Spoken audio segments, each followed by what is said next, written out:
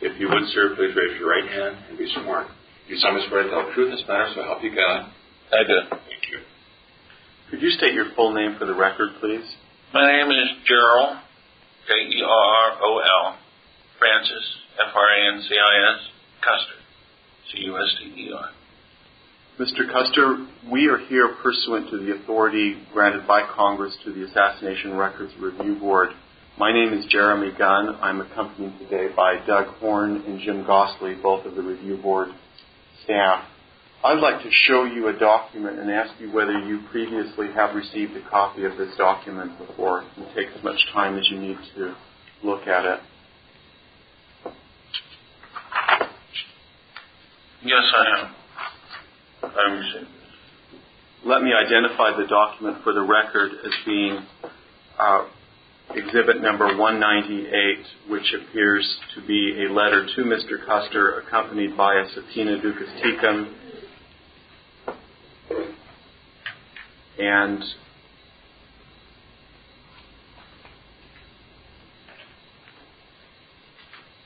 an attachment C that requests the production of papers and records.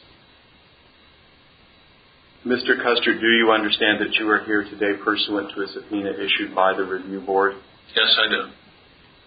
Do you have any hesitancy or reluctance to be able to tell the truth and the whole truth as you understand it in relationship to the autopsy of President Kennedy? I have no hesitation whatsoever.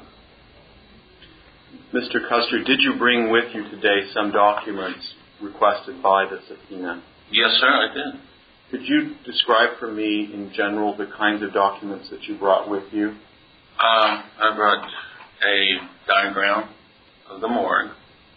Let me show you a copy of what I understand to be a diagram of the morgue. Yes, sir, that's it. What I'd like to do is to mark this as exhibit number 201. And is that a copy of the document that you brought with us? Yes, sir. Today? Could you tell me where you received this diagram? Where I received it? Yes. From a gentleman that I had met in New York City that was involved in the research of the Kennedy assassination. I note down in the bottom left-hand corner there's the words O'Connor 1992. Do you know what those signify? No, I don't. Does this document appear to you to accurately convey at least the general sense of the arrangement of the autopsy room at the Yes, sir, it does. And so that was, again, in a general way, and we're not asking for specific measurements, but generally a fair characterization of how it appeared on the night of November 22nd, 1963. Yes, sir, it does. Okay, we'll be referring to this later. Could you describe for me other documents that you have brought with you? Well, there's a picture of myself in front and Mr. Reed. I was the X-ray technician on call that night. He was my assistant, my student. This was the officer of the day. At this present time, I cannot remember the gentleman's name, but I know he's an officer because we referred to him as Mr. So-and-so. If it was a chief, it would be, my name is Chief so-and-so. They get highly upset if you call them Mr. I tell you, they're a working man. And these were the armor guards. If I could stop you for just 1 minute there. Do we have a copy of this? I can go make one. You can keep that, like I told Doug, and send it to me later. Okay, what I'd like to do is make a photocopy of it now that we'll mark as an exhibit, and then we'll borrow the original for a few days. That's fine. I explained to Doug to take your time in getting my stuff back to me. I understand it takes time to get things together, so there's no rush. Okay. Let's go through some of the other things that you brought with you today. There are 2 color photographs. Could you tell me what those are, please? This was a get-together that we had in Pittsburgh. The researcher name I cannot quite remember at this time, but I can tell you exactly who was who here. What I'd like to do maybe once again is get a photocopy of this, and then we'll make it in reference to that. In fact, the gentleman is a researcher from Boston, if I'm not mistaken.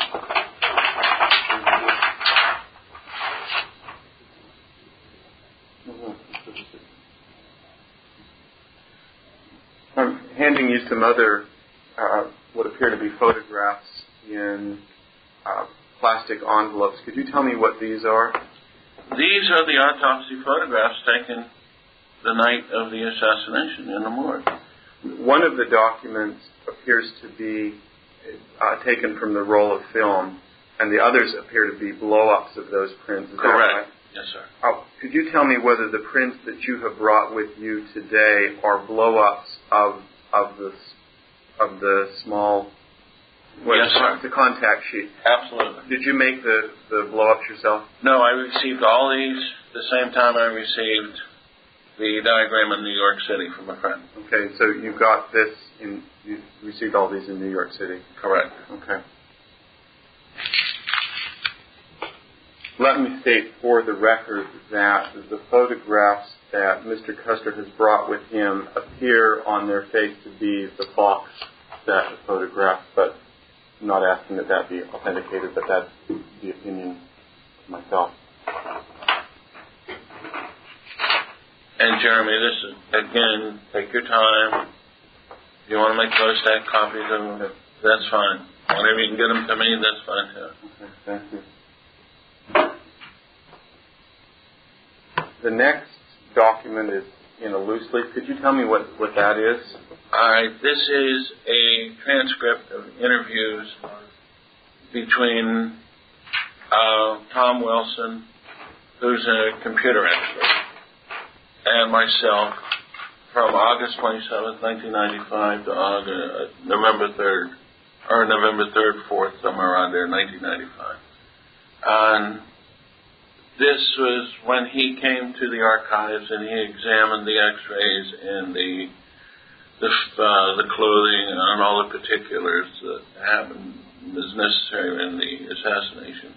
And we sat down and we discussed them.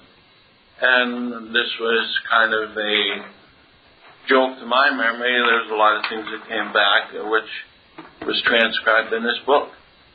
It's very interesting reading if you get a chance to read it. Okay. What we would like to do, again, according to the prior arrangement, is make a photocopy of this. That's fine. And then we'll send that back. That's fine. Thank you.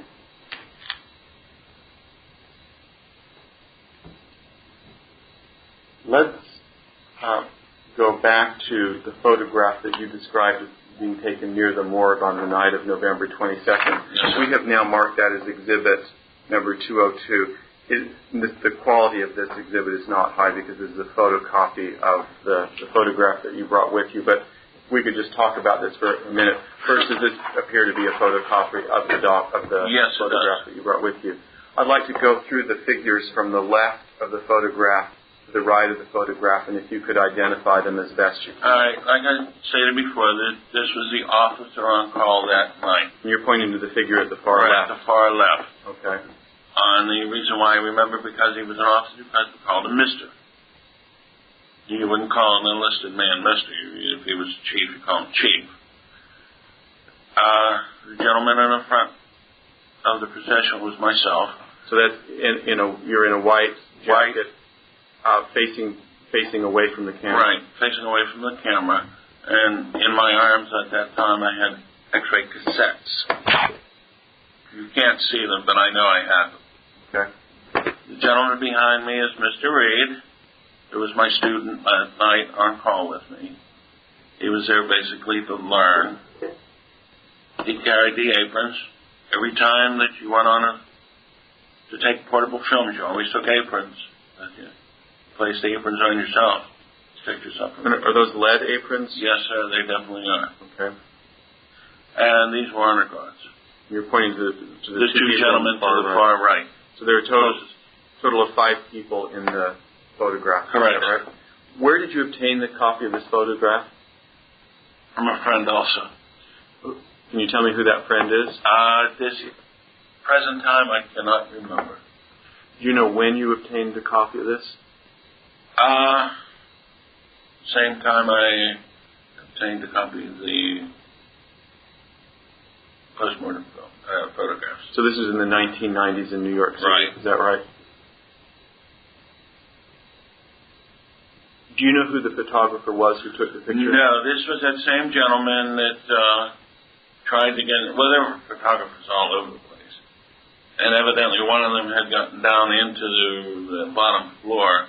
This door was open as we were going through, and that's when he took the film. I know it was a newspaper man, but I don't know exactly who it was. Okay.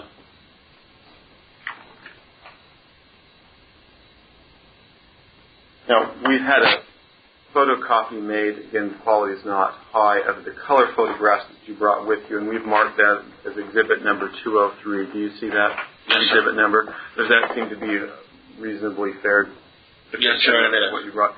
Could you, it appears to me that the figures in both photographs are the same and left to right. Is that? Yes, sir. Correct. Could you identify the people sitting around the table left to right? This is Floyd Reeby. On the far left. Far left. This is myself coming towards the right. This is Jim Jenkins.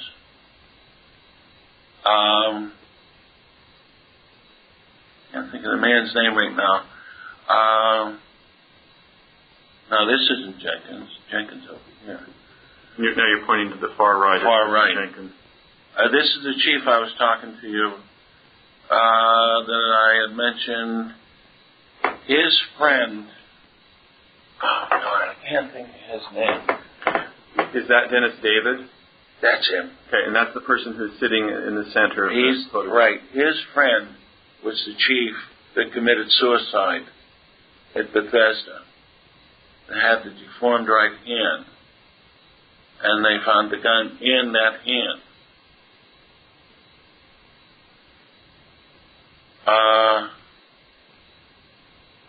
I know these names like the top of my head, but I can't. Is that Paul O'Connor? Paul O'Connor? Okay, so he's the one fourth from the left. From the left. And this is Jim Jenkins. Jim Jenkins on the far right. Right. Okay. And can you tell me again just what, very briefly, was the subject matter of the discussion? Well, this was basically another researcher that had come in and brought us all together, wanting to rehash what was brought up about the Kennedy assassination. I think at that time, also, Jerrol Weck was there with a friend of his. The friend was a radiologist from the South somewhere. I can't remember. Would you know the name if I said it to you? Possible. David Mantic? Yeah. No. David Mantic. Randy Robertson? No. David Mantic was at the second news conference that was held in New York City. Okay. In fact, I brought a piece of material that David Mantic had made some statements in there at that conference. You'll see it later. Okay. All right. Can we go to the next items that you brought with you? Researcher letters and extra. Lord, how long is it? Now, we're not going to mark this into evidence. We can briefly describe it. I'm understanding that this is... Right. This was a pamphlet that was put out during the second news conference in New York City, which was, very minimal news backing. There were very few newspaper people there, mainly because of the author's performance on the first news conference. He kind of lost his credibility. Now, when you say this, you're pointing to a spiral-bound Right. Document that appears to be around maybe 50 to 60 pages. You do show emotion, don't you? And then the other documents that you brought with you, I'm understanding, are communications that you've had with researchers. Is that correct? Right. Okay, we're not going to mark those into evidence. Is there anything else that you brought with you today responsive to the subpoena request? I brought the testing that was given by Dr. Ebersol that I went through last night and literally chewed up. I assume you don't mean literally that you chewed it. Well, let's put it this way. I made little notes on the side. Okay. As I mentioned to you before, what we would like to do is, towards the end of the deposition, That's go through fine. that with you and talk to you about that. That's right. Were there any other documents or records that you brought with you pursuant to the subpoena? That's it. I think that's everything. To the best of your knowledge, do you have any other records yourself that relate to the autopsy of President Kennedy? You have everything that I have. Okay. Thank you very much for bringing those You're quite welcome. with you.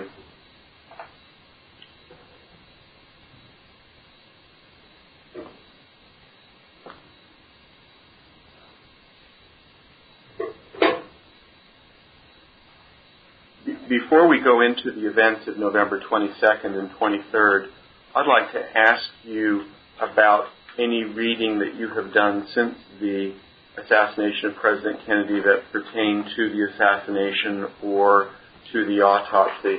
So let me just start out with one obvious possibility. Have you ever read the Warren report on the assassination? Never had the chance. I never could get a copy of it. Did you ever read the report of the House Select Committee on Assassinations? That's another copy I couldn't get. Okay. Are there any books or articles that you now recall that you read that pertain to the autopsy or the assassination? Best Evidence. That's a book by David Lifton. David Lifton. High Treason. And that's by Harry Livingston. Right. And let's see what else. The one I showed you last night. I never brought it with me. It's in publication. He has the manuscript, Treachery and Dallas, and then told him it's in the book. Walker. Right. I have the original manuscript. And have you read Treachery in Dallas? I read the manuscript now. I'm not sure about the book. Sure. Oh, that's fine. Are there any other books that you recall that you have read on the assassination or autopsy? No, that's it. You want my opinion on it, truthfully? Not at this point.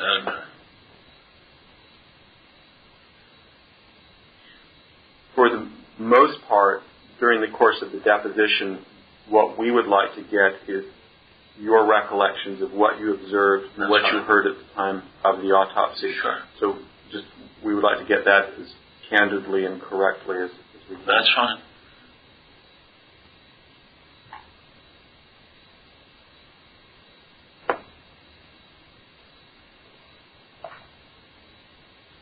Was there ever a time at which you were asked or requested not to speak about the autopsy of President Kennedy? Well, there was two different situations. The next day, when Dr. Ebersol came back to Bethesda with the bone fragments and the bullet fragments for that time, and the time in the morgue, there's three, actually, and in Galloway's office. Maybe if we could go through those three events in order. The first time that you were asked not to discuss the autopsy was in the morgue. In the morgue, and that was when in the morgue? On the night of November 22nd or 23rd? On that night. Okay. And who was it who asked you not to speak? Dr. Ebersol. You made it perfectly clear that I was not to speak about this. What, if you could convey the sense of the words that he gave to you as best you can? Keep your mouth shut. Okay. That's plain and simple. Okay. And the second time that you were asked or requested or instructed not to talk about the autopsy was when? And that was the next day after he had come back from the White House from being debriefed. And that was again Dr. Ebersol. Dr. Ebersol. Who had said it to you. Then the third time was... Well, let's back up one thing. Sure. At that time, he made it quite clear, this came from high level, that I was not to say anything. And he reiterated, anything. If I did, I would be quite sorry. Did he tell you whom you mentioned a moment ago that he had been to the White House. Right. Did he tell you whom he had spoken with at Yes, the White he did. House? Whom did he say he spoke with? The head of the Secret Service. When he said that high-level people did not want anything to be discussed, did he tell you who those high-level people were? No, he just said high-level people. Was Mr. Reed with you? Let me withdraw that. You're acquainted with the name Edward Reed? Yes. He was the one who's the student whom you identified Correct. in the photograph. Was Mr. Reed with you either during the first time that you received the instructions from Dr. Ebersol or the second time? No. He was with me on the third time when we were both inducted. Well, actually, Vice Admiral Galloway's office. Okay, could you tell me about the third time that you received instructions not to speak about Well, it? that was the most dramatic. After I signed the gag order, I was told, if anything, no matter what, got out, it would be the sorriest day of my life. I'd spend most of my time behind the walls. And did that threat sound credible to you? Very credible. Let me show you a document that is marked Exhibit number 195 and ask you whether you have previously seen that before. Yep, this is it. Now, I note that that document does not appear to have a signature on that. Do you see any signature on it? No, I don't. Is that the document, obviously without the signature, that you ended up signing? Correct. I would have not got out of that office unless I signed that signature, because there were armed guards that were right behind me. And I know for a fact if I did not sign that, I would have been gone. It was made quite clear. Who else received instructions about not speaking about the autopsy at the same time that you did? The only two people that were there was myself and Mr. Reed. So Dr. Ebersol was not there at that time? No, he wasn't. Did you see Mr. Reed sign a statement similar to... Yes, I did. He's another one that wouldn't have got out of the office. Okay.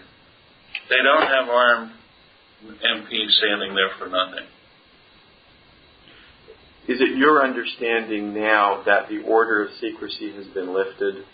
Yes, it is. Do you have any hesitancy now about talking candidly about what... Absolutely not.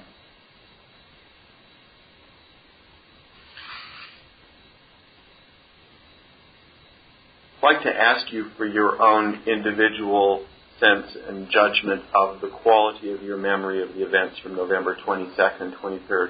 How good do you think your memory is of those events? Unfortunately, too good. What I'd like to do right now is to develop with you a short chronology of the events so we can go through and identify the events that you participated in. Then we will go back and go through them and talk about them in depth. So if you could not provide too much detail at this point, but we'll go back and describe them in depth. When did you first hear that you would be having some kind of role in the autopsy? That would be about an hour before. Are you able now to identify an approximate time of day that you learned that? Well, it was Friday night, approximately around, it had to be around dinner time because I had just finished eating dinner in the cafeteria. So it had to be around 5:30, somewhere around there. In your previous answer, you said that it was an hour before it started. Were you referring to the beginning of the autopsy? Correct. Yes, sir.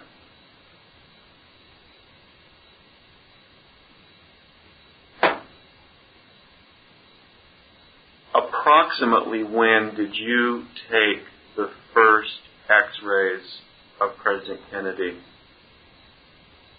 Approximately, I would say, it would have, first thing I remember, it would have to be after the Y incision was made. So the autopsy was already in progress. Okay, let me try and get a little bit of timing, and I understand this won't be entirely certain.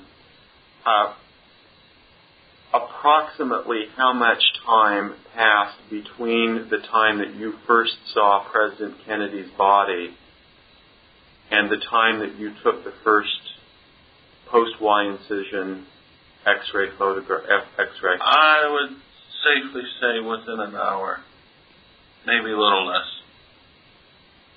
maybe a little more, but it wasn't any more than that. Okay, we'll come back and go through these things.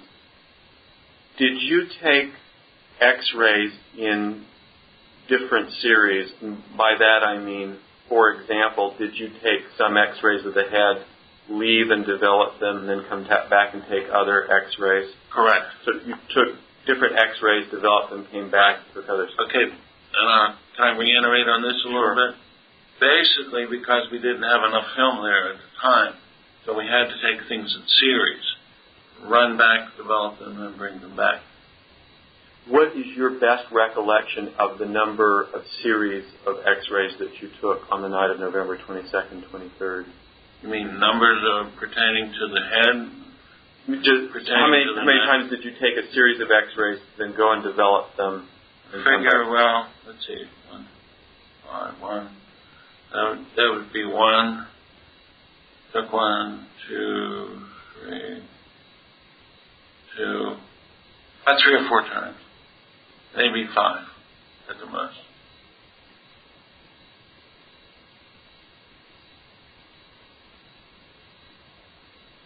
Did you at any point during the evening see anyone from what I will call the presidential entourage or the presidential party?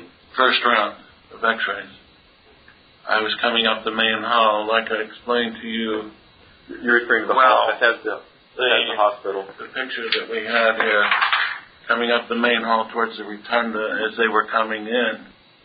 And this is where I was stopped by the Secret Service. So you're referring, stopped just before you entered into the rotunda? Right. They did not want them to see me because there was all the press here coming in, and they didn't want them to know that that was there. Okay. So the presidential party passed through the rotunda in front of you. And then what happened to the presidential party? They got onto the elevators and went up to the towers. And after they had done that, what did you do? I was allowed to pass, go to the back hall, and go up to the next lady. Okay.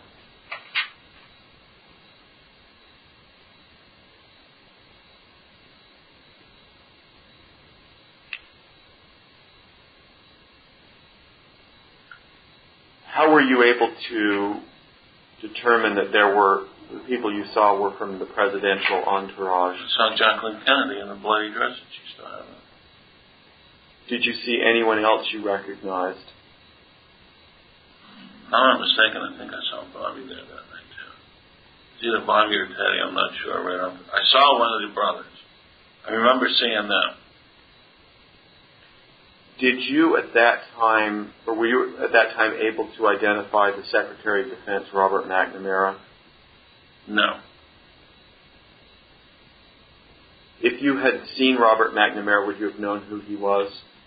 At that time? At that time, 1962. Probably not.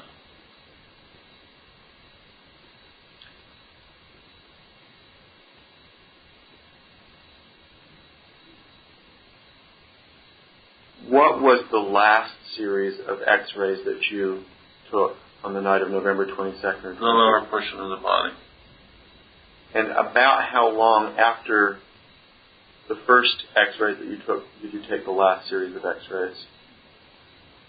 Oh, that's going to be kind of difficult because every time we brought X-rays back,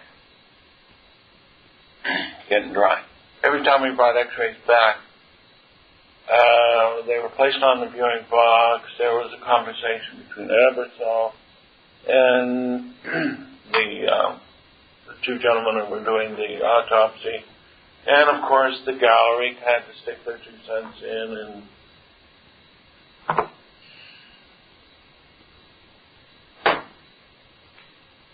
it had to be most of the night. What was, in a very general way, the condition of the body at the last time that you saw it on the night of November 22nd, 23rd? Want to be blunt? Yes. A mess. There was body fluid everywhere. The body was literally butchered. Did you see any reconstruction of the body at all by morticians?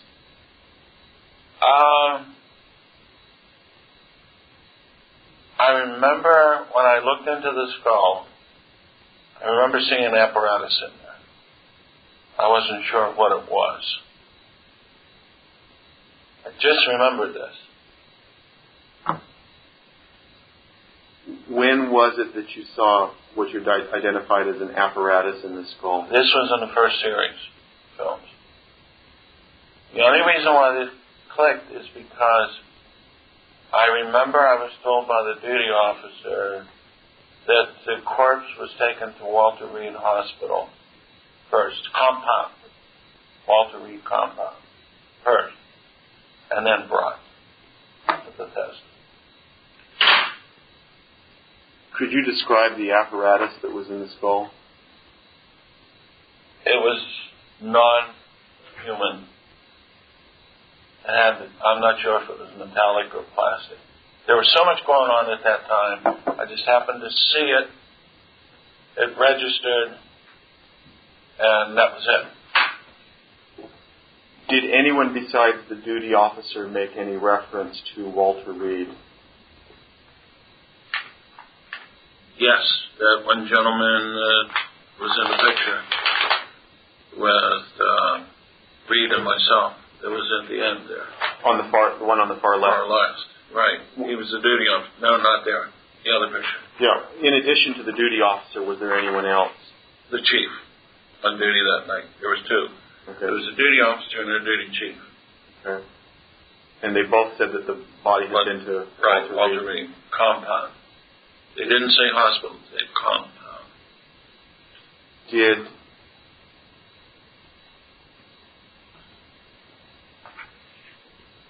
you hear anyone else make any statements about Walter Reed other than the duty officer and the duty chief? That's the only 2.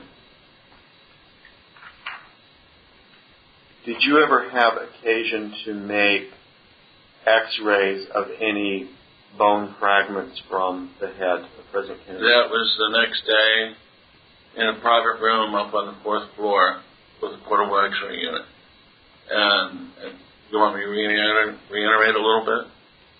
I was told to place bone fragments on these, or not bone fragments, metal fragments that were given to me on these portions of the skull and take different exposures. Okay, we'll get back to that later.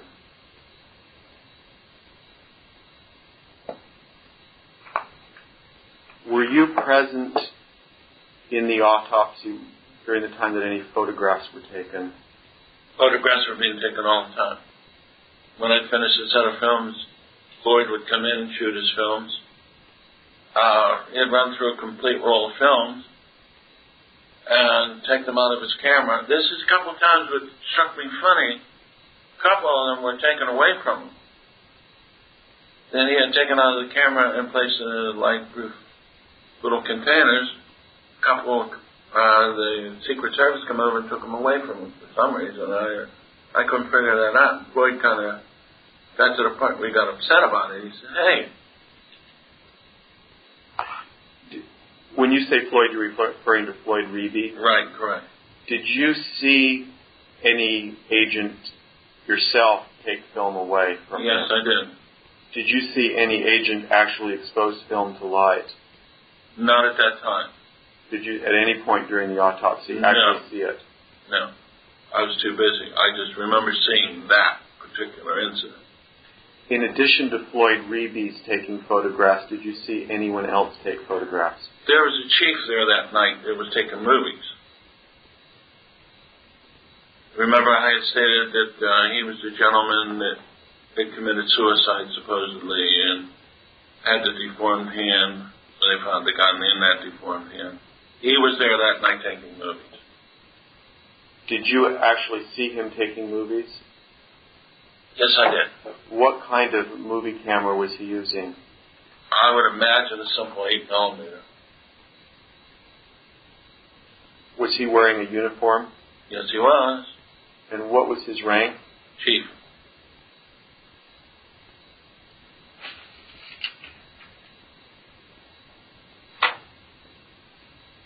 Did you hear any discussion during the time of the autopsy about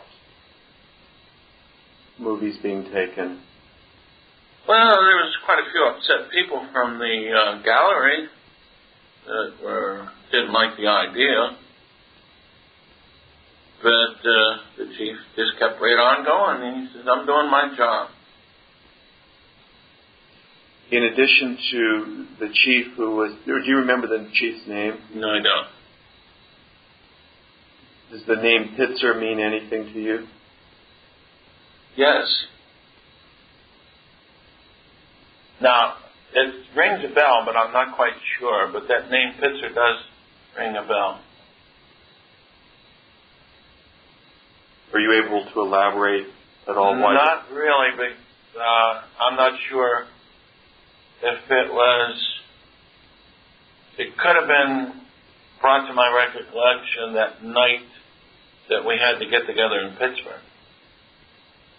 I think it was Pittsburgh. Yes, it was. But did you know that name at all? No, I didn't know that name at that time. No, I didn't.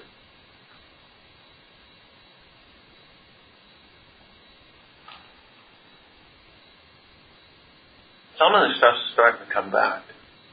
Did you see any other photographers during the night of the autopsy? No, the only ones that I saw were the news photographers out in the rotunda and the ones that kept trying to get in there, and the guards keeping them out. Do you know the name John Stringer? I've heard the name, but I don't recollect personally who he is.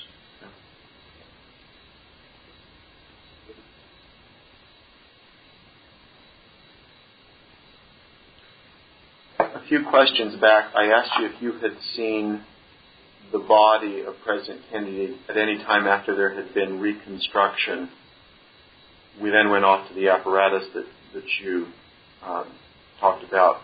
We go back and let me ask you again, did you see the body at all after there had been any morticians reconstructing or sewing the body? When I left, the mortician was coming in. At the time that you left, when the mortician was coming in, is that the last time that you saw President Kennedy's body? Absolutely. That's when I took my x-ray machine and all my cassettes with me.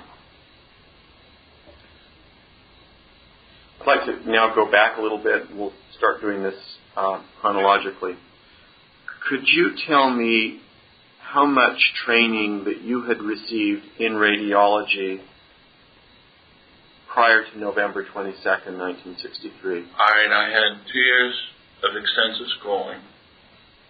Plus I had a year that I had to sit with a radiologist in the reading room. Plus I had my normal duty. When did you receive your 2 years of schooling? What were the approximate dates? Dates, I'm not sure. It's, you got me there. I'm not sure the actual date. It was, I would have to estimate around,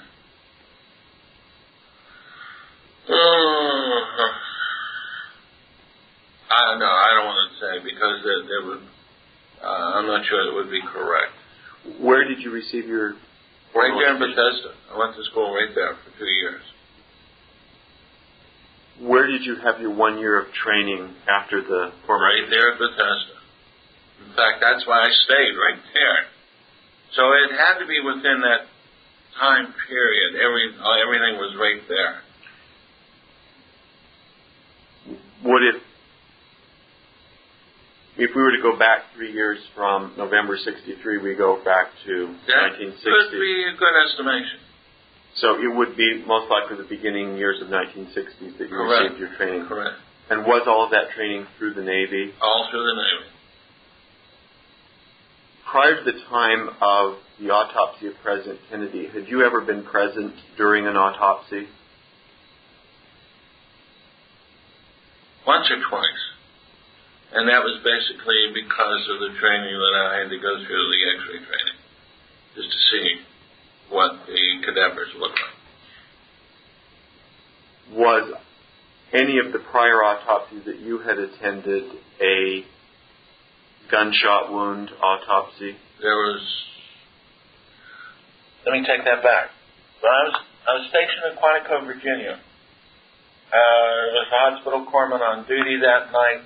They had brought 2 Marine Guards in that were playing quick draw, and I had to go to the autopsy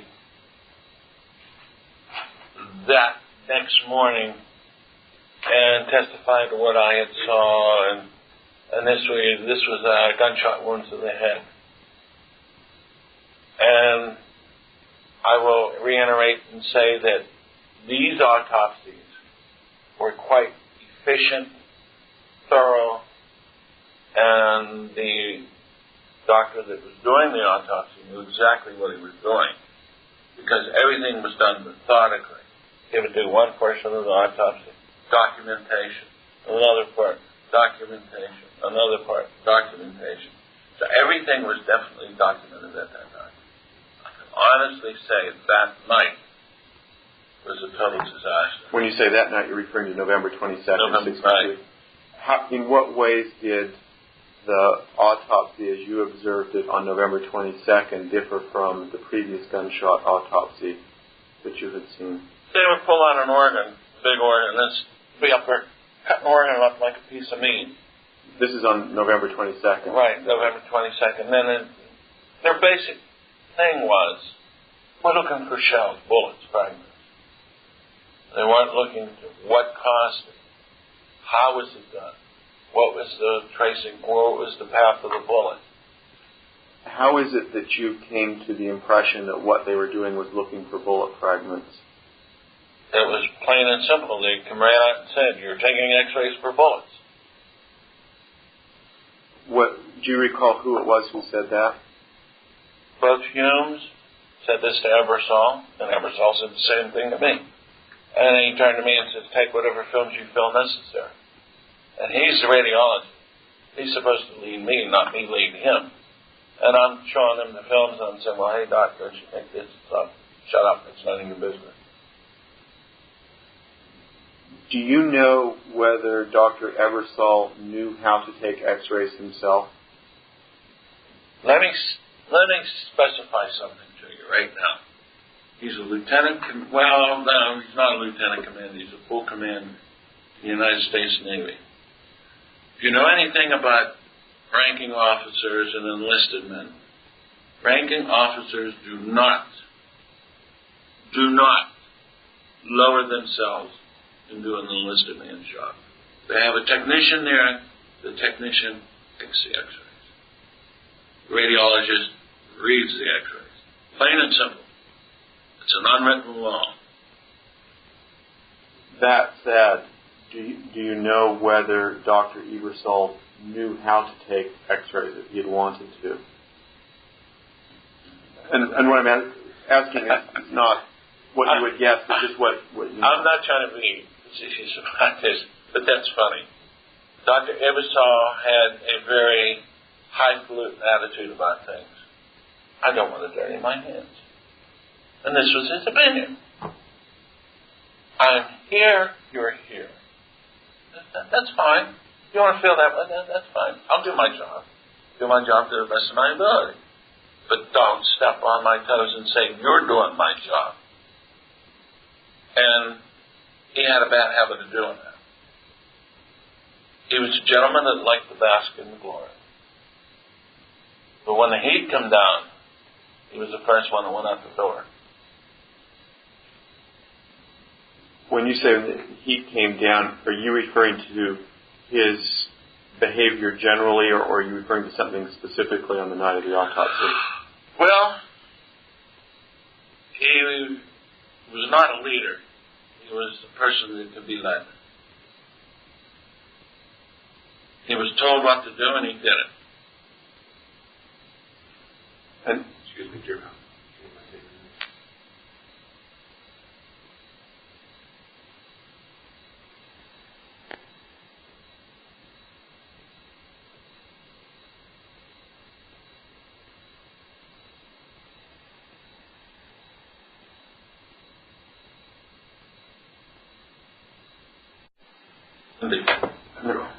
just with respect to the autopsy and what you observed that night, did you see Dr. Ebersol doing something different from what you thought he should be doing during the course of the autopsy? Correct. Yes, absolutely. He should have been directing me as he viewed the films. Each set of films I brought down to him, I put on a board. I had a certain amount of expertise that I felt should have been noticed. I tried to bring this up to him and tried to suggest different things to him, and he wouldn't listen. He kept listening to the gallery. He was being led, plain and simple. It was right there. You couldn't help but see it. When you say he's being led by the gallery, do you mean by particular people in the gallery? At least two particular people. One, a high-ranking military official. There was a four-star general in there. Plus, there was a civilian gentleman, which I took to be Kennedy's personal physician because the way he talked. Particularly pertaining to the myelogram dye in the back. He knew exactly what it was. And the only person that would know situations like that would be the personal physician. And were this general and the person in civilian clothing giving directions to Dr. Ebersol? Correct. Absolutely. And what kinds of directions were they giving to him?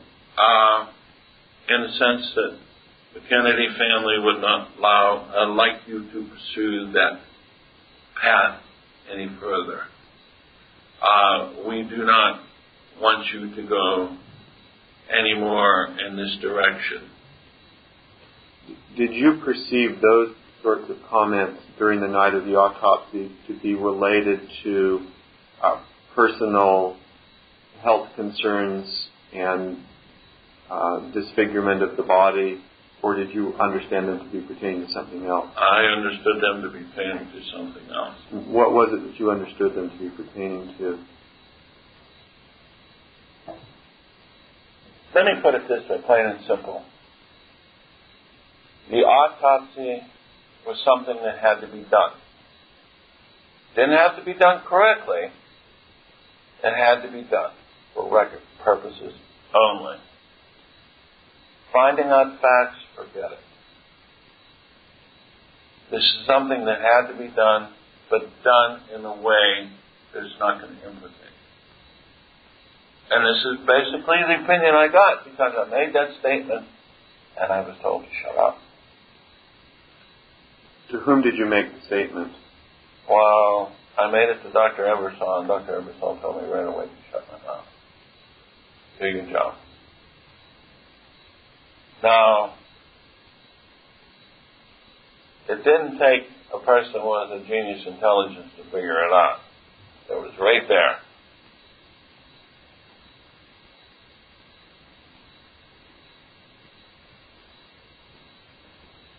Were there any other observations that you had that night that led you to draw the conclusions that you've been drawing?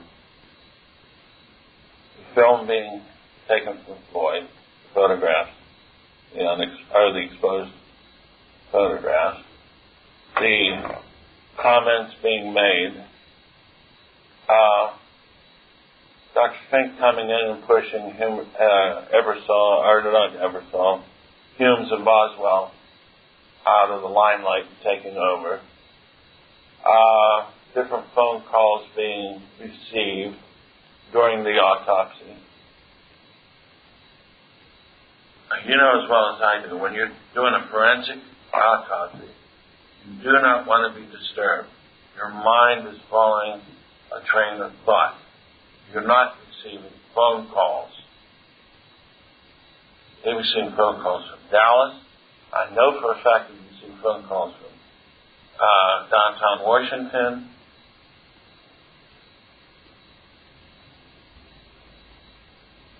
Let me go back to Dr. Finkman and talk about the phone calls. In what way did the direction of the autopsy change after Dr. Fink arrived? In the sense that he was more, how can I put it, cohesive with direction from the gallery. When I lifted the body up, take films of the torso and the lumbar spine and the pelvis, this is one of a king-size fragment. I'd say, estimate around 3-4 centimeters, fell from the back. And this is when Dr. Fink came over with a pair of forceps, picked it up, and took it. That's the last time I ever saw him. It was big enough. That's about, I'd say, 1.5 inches. My finger. A small finger. First doing.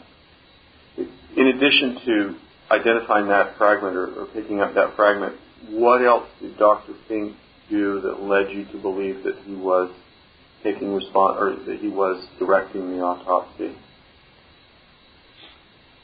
Well, he would bark orders at Humes and Boswell. What kinds of orders did he give? Stop that, don't do that anymore. Where you take records, or you take notes. Yes. Was it your impression that Dr. Fink was taking instructions from one or more persons in the gallery? Or absolutely. And from whom was he taking instructions? The same 2 gentlemen that had kept rolling the situation all that night.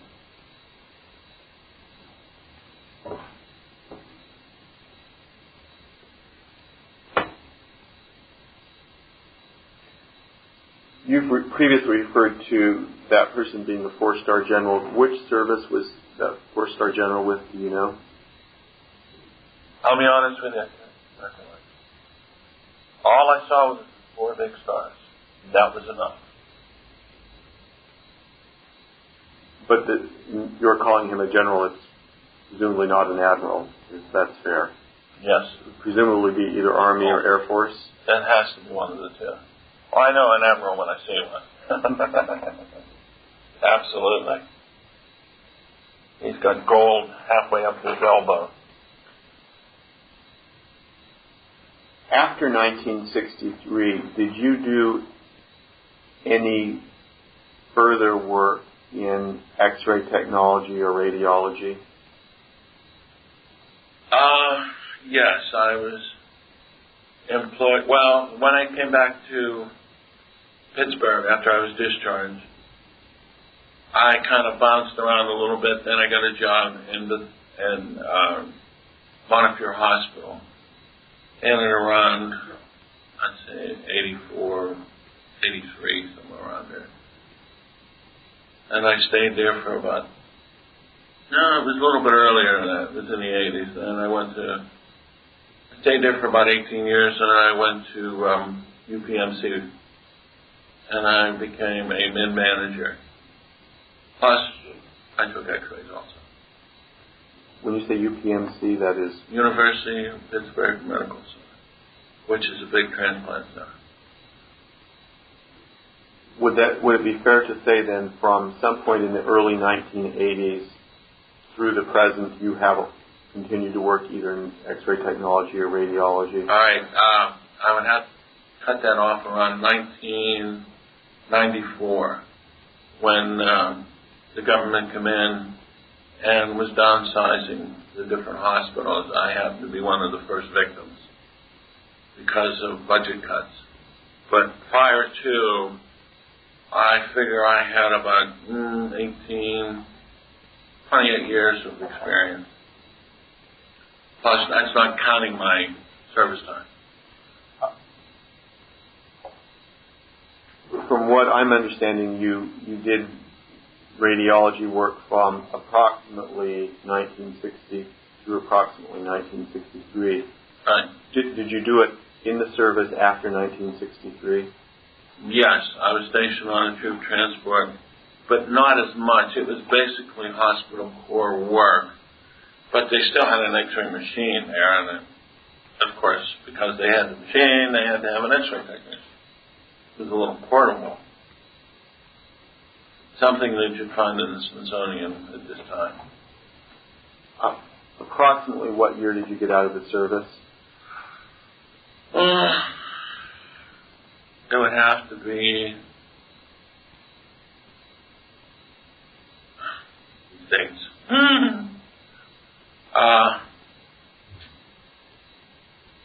I went in 69. 59?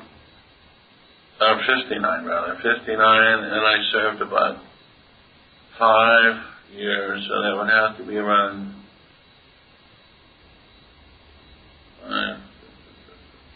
just before the Vietnam crisis. It would be around 65, 66, somewhere around there. Because I was discharged 2 minutes after midnight.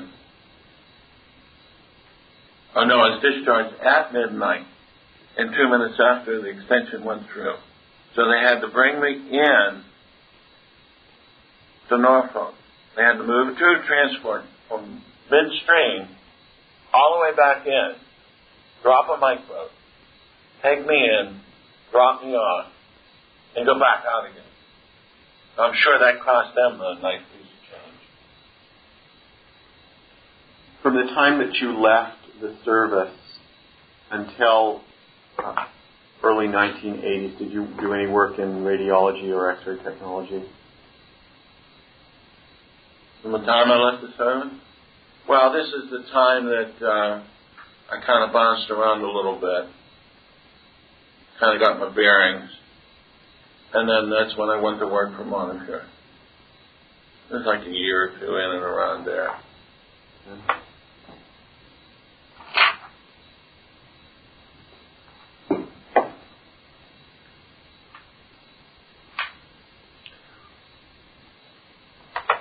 We have talked about some of the records that you saw being taken during the autopsy, including the X-rays, photographs, the motion picture.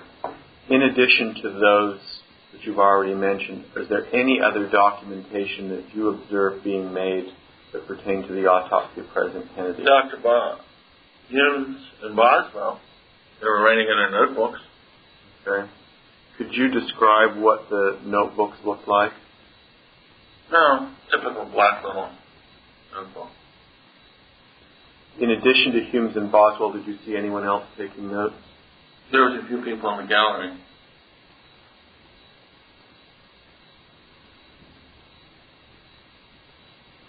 Are there any other records that you know about that relate to the autopsy?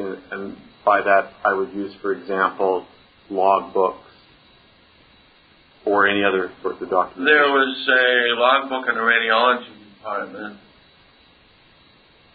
If I'm not mistaken, I made an entry that I had dispatched to the Morgue to take film.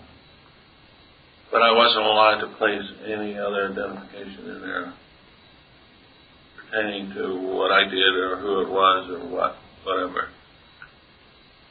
When you say a duty log, is there any other name that went by other than duty log?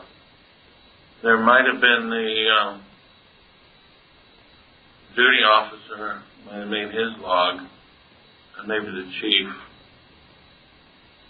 on his log too.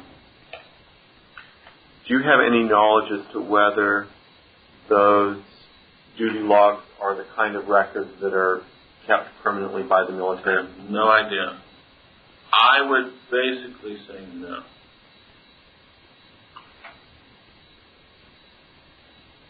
Were you at any point asked to expunge any entries, to delete any references? Yes, definitely. Could you describe that for me, please? Well, I had made the statement on the one duty log in the main X-ray department that I was going to the morgue X-ray President Kennedy, and I was told to eradicate it. In fact, I was told to tear the whole page off. Did you tear the whole page out? Yeah.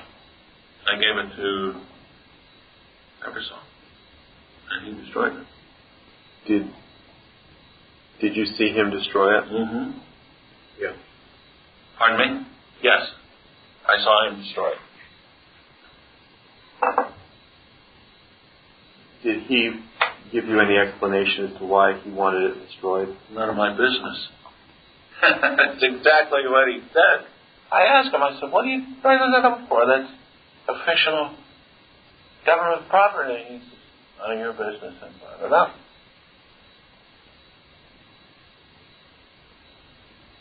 This is why I kept saying, Dr. Ebersol was not a leader. Dr. Ebersol was a follower. He did what he was told to do. Did you see anyone else taking any notes of the autopsy? Many people that I had stated to you, Humes, Boswell, a few of the gallery people, and that's about it, really. Did you see any FBI or Secret Service agents taking That's right. Siebert and O'Neill. I could swear they were writing a book that night. Everything that happened. Write it down. Had you known Siebert and O'Neill from Never. other time? And truthfully, I'm not even sure which one followed them. I know it was one of the two of them. I know I said the Secret Service, but I meant FBI. Let me correct that right now. It was the FBI agent that followed me up to the 4th floor. In fact, he was the gentleman who wanted to come in the darkroom with me and watch me develop the films. And I pushed him out. I said, you can't come in here. And that was either Mr. Siebert or O'Neill? One of the two.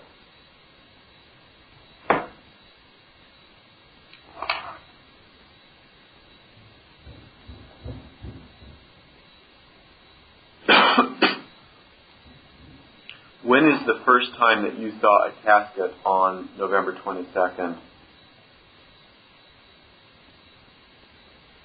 When they brought the casket into the morgue. Did you see the casket on the loading dock? No. I was already in the morgue. I had the portable X-ray unit in there. I had the aprons. I had the cassettes. And the honor guard brought the casket in. So, the first time that you saw the casket in the hallway or in the morgue itself? In the morgue itself. Could you look at the diagram that's marked 201, again, is the diagram that you brought with you today? Mm-hmm. The diagram puts, again, this is what is written on the diagram, the shipping casket from Dallas, Texas, and that is marked with an X on the diagram. Do you see that? Let me make a correction now. I see it. I didn't see it before. Let me make a correction here. This table, you're pointing at the one that's marked number one, was further back here. You're putting it more towards where the shipping casket was. Shipping casket was brought in to about here. And what you're doing is pointing to a place just below this number 2. This was a dissecting table. You're pointing now at number 2 when you said number dissecting 2. table. This was a rise dissecting table. Okay, that's number 2. The casket was, brought in, dropped here. Okay, just so the record is clear here, in the drawing that we have now, there is between the table marked number 1 and the gallery, there's an X. What you're saying now in terms of where you're pointing is that the correct location for that X should be in the same place, but right between number 2 and the gallery. This was a movable table. You're now pointing to number 1. Number 1 was movable. So what they did is they brought the table over here, placed the body on the table, brought the table back to where the shipping casket was. It didn't dawn on me. Now it does. Because this was further this way, and then you had your viewing boxes here. Okay, again, I'm going to try and correct this for the record. Sure, absolutely. And tell me if I'm saying any of this incorrectly. What you are saying, from what I understand, is that the table that's marked number 1 was actually, at the beginning of the autopsy, was located between what is marked number 2 and the gallery. No, okay, correct. This table, number 1, was placed on this drawing for your Exhibit 201, where the shipping casket was. Okay. All right. Basically, because I remember I couldn't get back in here real well. Back into the gallery? And between the gallery and the table to take the one lateral. The one lateral was nipped at the occipital region because of that. And you're referring to the lateral of the skull. Of the skull. And I will elaborate on that further on after I see the films and tell you what I had to do.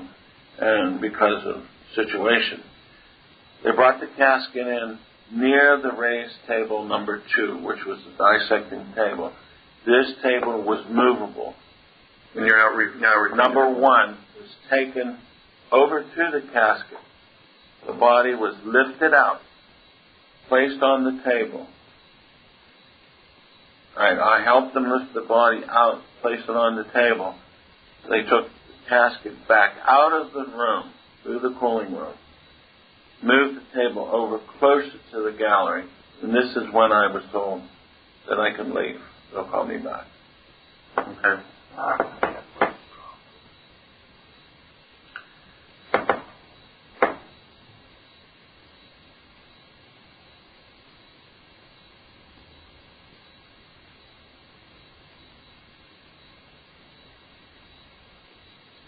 I'm going to hand you a blue pen and ask you if you could mark on to exhibit number 201. And why don't you make a circle with an X in it at the place where the casket was first placed in the autopsy room. Okay, and then just put an X through the middle of that. Mm-hmm. Okay, and that's with blue. And now, from what I'm understanding from your testimony, is that after the casket was placed there, the table that's marked number 1 was finally moved over next to where you have drawn the blue circle. The body was put on the table. Right, and brought back. And brought back to where there is the currently is written shipping casket from Dallas, Texas. Maybe what I'll ask you to do is to put one extra line through the one that you've drawn, so that one will have 3 dissecting lines, whereas the original on the drawing that we have just has 2 dissecting lines. Does that make sense? The only reason why I didn't catch it before is because I just scanned this real quick and I didn't see it. I didn't register shipping casket. And I remember having problems getting back in here because if you'd see the X-ray unit that I used, it was a big, cumbersome thing. It's not like the new ones today. They're a little bit smaller and they get into the small hole there. And this was too close here. It was close enough that I could just get in there, just enough to get in there to get that film. And what you're saying is that the table marked number 1 was too close to the gallery for you to get between. Right. It was just enough to get the tube head in. That was it. But I couldn't get what I wanted to get. But I would have to get more detailed in there later and tell you why. Due to the condition of the skull and due to this was the typical autopsy table, which was concave. Okay. So I had to build the head up. But when I built the head up, the head was so unstable due to the fractures. Fractures were extremely numerous. It was like somebody took a hard-boiled egg and just rolled it in her hand. And that's exactly what the head is like. So when you say that it's like that, you mean the pieces of the shell are analogous to the pieces of the skull, is that right?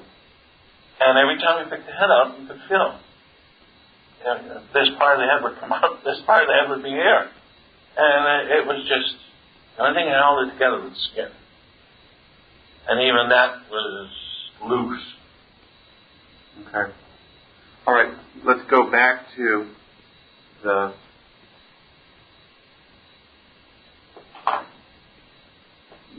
your first side of the casket. Were you present when the casket was opened? Yes. And what was it that you first saw when the casket... Well, actually, let me go back to another question. Could you describe what the casket looked like? I don't think it was a shipping casket. I remember seeing a bronze ceremonial casket brought in. I don't know where they got the shipping casket at. The shipping casket, to me, is a tin, metal-colored gray thing. And that certainly wasn't what he was put in. Okay. Hold on just 1 second. Since you're talking to the President of the United States, why would they put him in a shipping casket? They have to have some dignity about this. Yep, you can hold for just 1 moment. Sure. Off the record. Okay. Back on the record. Before we went off the record, you were describing the casket that you saw in the morgue at Bethesda. I'd like to show you some photographs and ask you whether the casket that you see in the photographs is the same one that you saw, or the same general type, we'll say, as the one that you saw in the morgue. Yes, this is That's what it looked like. What I'd like to do is mark this as exhibit number 204. You got to remember something. There was more than one casket. When you say there's more than one casket, what do you mean? There was a casket brought in the back by a black Cadillac ambulance. Plus, there was a casket that Jacqueline Kennedy had in her entourage. Well, could you describe for me all of the caskets that you saw? The first one you have described as being a bronze casket and looking like the photograph on exhibit number 204. What other caskets did you see on the night of November 22nd, 23rd? There was also a bronze casket that I saw that night too. Where did you see that? That was sitting next to the one in the cooling room. When did you first see that? You're referring to the Right. cooler room that's just outside the morgue from Correct. exhibit number 201. Right. When did you first see the second casket in the cooler room? When I left the first time after the first set of films. And could that casket have been the same one that you previously saw? I don't think so. There were two of them there. Two of them there. How did the appearance of the second casket differ from the one that had been in the morgue itself? To the best of my recollection, they looked pretty close. Was the second casket open or closed? Close. Did you ask anyone what that casket was? No, I'm sorry. Again, I was told, and it stuck in my mind, do not ask questions. Do what you're supposed to do. Get it done, and then you're done. In addition to those two caskets, did you see any other casket that night? To the best of my recollection, no. Now, you were referring a minute ago to what I'd understood a casket that came in a black ambulance. Is that correct? Mm-hmm. What is your basis for making that comment? Well, I saw the ambulance, and I saw them bring it in out of the back of the ambulance. So this is the third casket? No. This is the first casket. That's the first one. Okay. This is the one that I saw that they took the body out of this casket, and we put it on the table, and I left. I came back later, took the first set of films. Okay, in the process of doing the first set of films, I went out. Wait, let me back up here. I'm confusing myself here. The first set of films, I went out through here, the casket. And you're referring to the door? Through the door, cooler room. through the cooler room. There was a casket sitting over here, plus there was another casket sitting over here. And this is when I had come up to the hall going to the main entrance. And once I hit the main entrance, this is when I come up and I saw the entourage. At that time, if I'm not mistaken, the casket had come around from that entourage already to the back. Now, I may be mistaken, but I had thought that you said earlier in the deposition that the first time that you saw a casket was in the morgue itself. Yes. After you first saw a casket in the morgue itself, did you see another casket being unloaded from the ambulance? No, absolutely not. This is the only one I saw being unloaded. And now you're referring to the one in the morgue. After I took the first set of films, that's when I saw the second one. But you didn't see that being unloaded from an ambulance? No. Did you ever see the ambulance? I saw the first ambulance. When you saw the first ambulance, where was it? Right here at the loading dock. That's when I come around to see what was going on. I heard them coming. Okay. And I came to this door and I could see them unloading from the ambulance. And they were unloading at that point, what Right. you understand to be the second casket. No, this was the first casket. Okay, well... You're getting a little confused here. There was... the second casket wasn't brought in. I did not see the second casket until after the first set of films. Now I remember there was I saw this first casket. I left for at least an hour. When I come back, I come in, took films. After I took the films, I left again. This is when I saw the second casket. And did you see the second casket being unloaded? No. But you saw a black ambulance out at the loading dock? Right. And it was your assumption that the second casket came out of the black ambulance. Is that correct? No. I can't assume that because I didn't see it. Are you certain that the ambulance was black rather than gray or white? I'm sure the first one was black. It had to be. You must remember I told you, I was told the body had went to Walter Reed compound first. Now, I don't know what ambulance they put it in, but I just remember seeing a black ambulance there. There was a gray one. I know that for a fact because I saw it later. I was told, too, that there was a gray ambulance with the entourage. But that's it. I never saw it there at the back, plain and simple. Where and when did you see the gray ambulance? When? Later on, at the end of the night, I saw it. Was it out near the loading dock? It was parked there. Not at the dock itself. It was parked off to the side. Did you see any helicopters at Bethesda that night? I was told a helicopter had come in. Did you see one? No, I didn't see it. Hear one? I was just told that it come in. Who told you? The duty officer. And then the casket was to be loaded on an ambulance and brought in.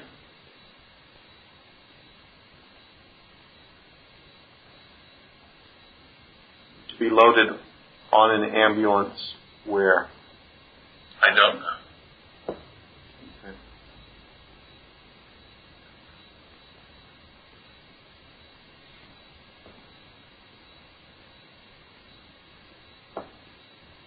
Could you describe the appearance of President Kennedy when the casket was first opened in the morgue?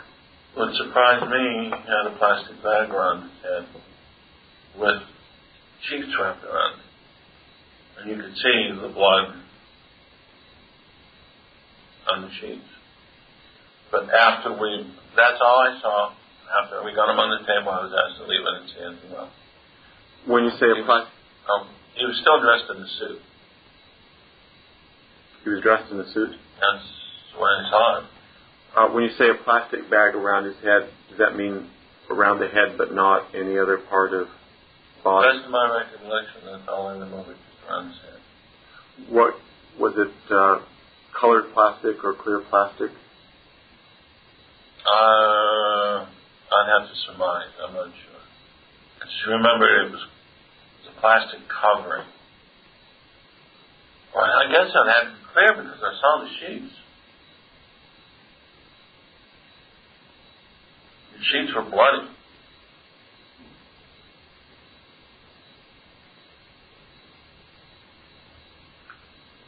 Okay, just to make sure that I'm understanding, the body then is taken out, put on the table. Right. At that point, you were asked to leave. Leave.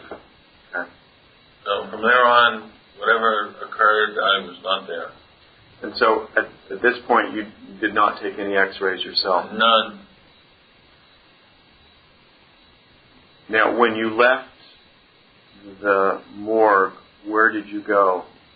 Back upstairs to the X-ray department. Through the rotunda. Right. And on that trip is not the time that you saw the presidential entourage? No. That was later? Later. Right. And previously you said that in this deposition, if I understand correctly, that you were out of the morgue for, the way that I'm understanding, as you said, about an hour, maybe more, maybe less, right. Approximately an hour. Right.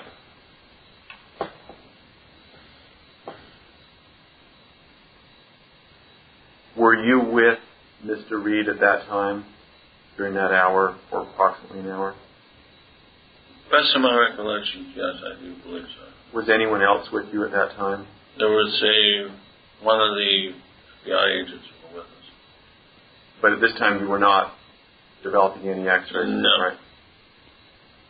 Did you talk at all about what you had just seen? No. We were told not to. What circumstances led to your going back to the morgue? We were summoned. You got a telephone call? Right. Do you remember who the call was from? Ebersol. When you went back to the morgue, did you take any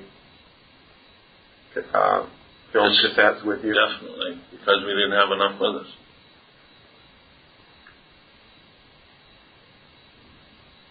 If I can go out of order chronologically, when did you take the portable x-ray equipment to the morgue?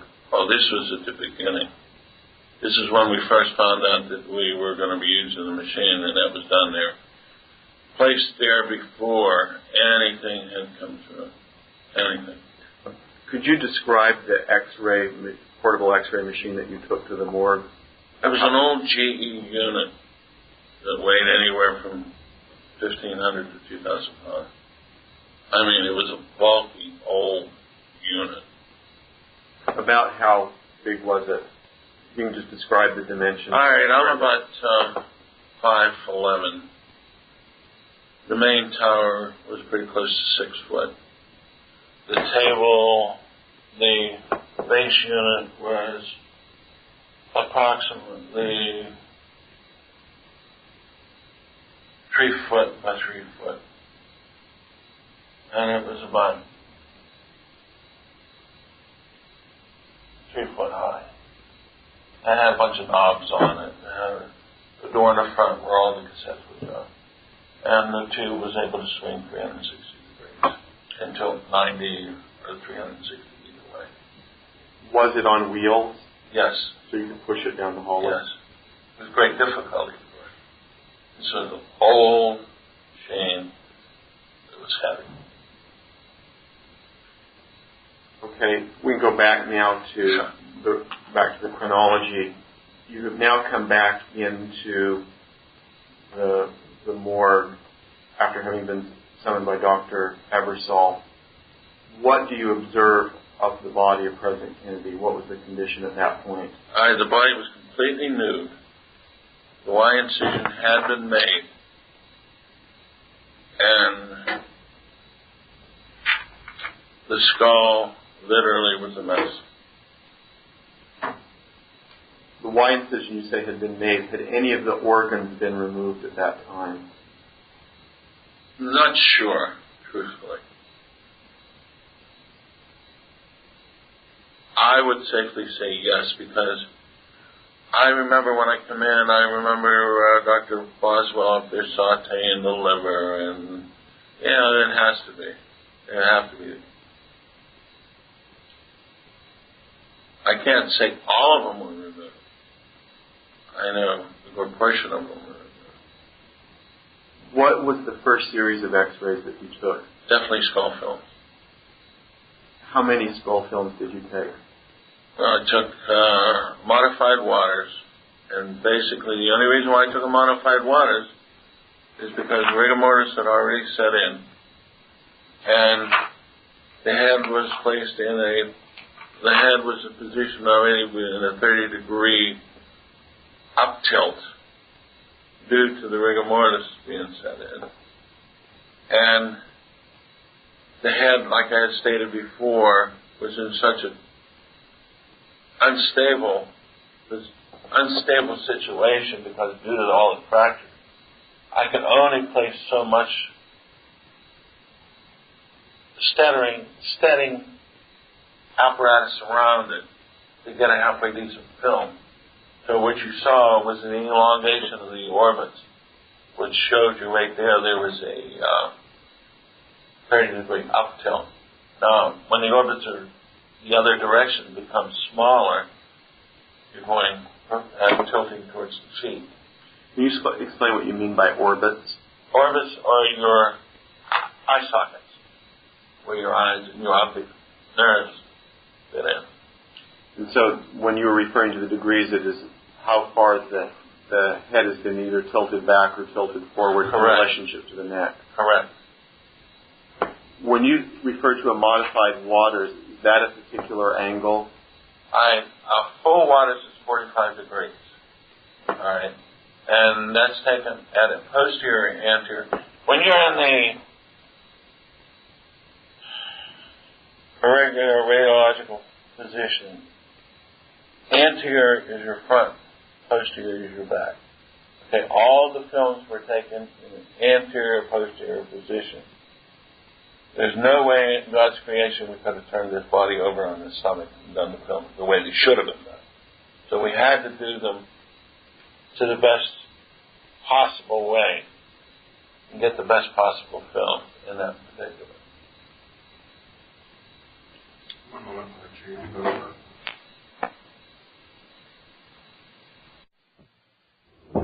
You start changing your Let me go back to an earlier question and ask you, how many exposures did you take of the skull? Took an anterior, posterior, both laterals, and I took 2 oblique films. And the only reason why I took the 2 oblique films were to show any depth in bullet fragments.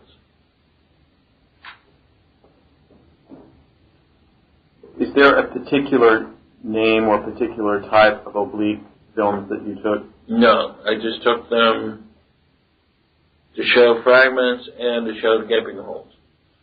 What I'm thinking of is a term such as town or tangential.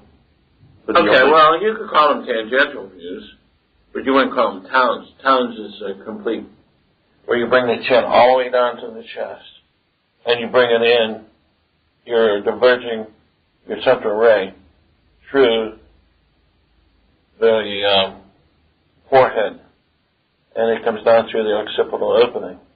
It shows you foramen magnum. That's where the spine comes through. And did you take a town's... My best recollection, no. There's no way to take it because of the rigor mortis, the way the head was positioned. You couldn't get it real good towns. So I totally eliminated it because of that. Was there any brain inside the cranium at the time that you took the first series of x-rays? To the best of my recollection, no.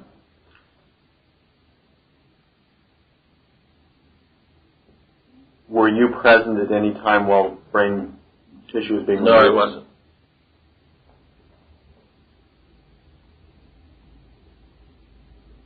Jerramy, for the record, your question was obliterated by his answer. Were you present at any time while the brain tissue was being... No, I wasn't. Removed? No, I wasn't.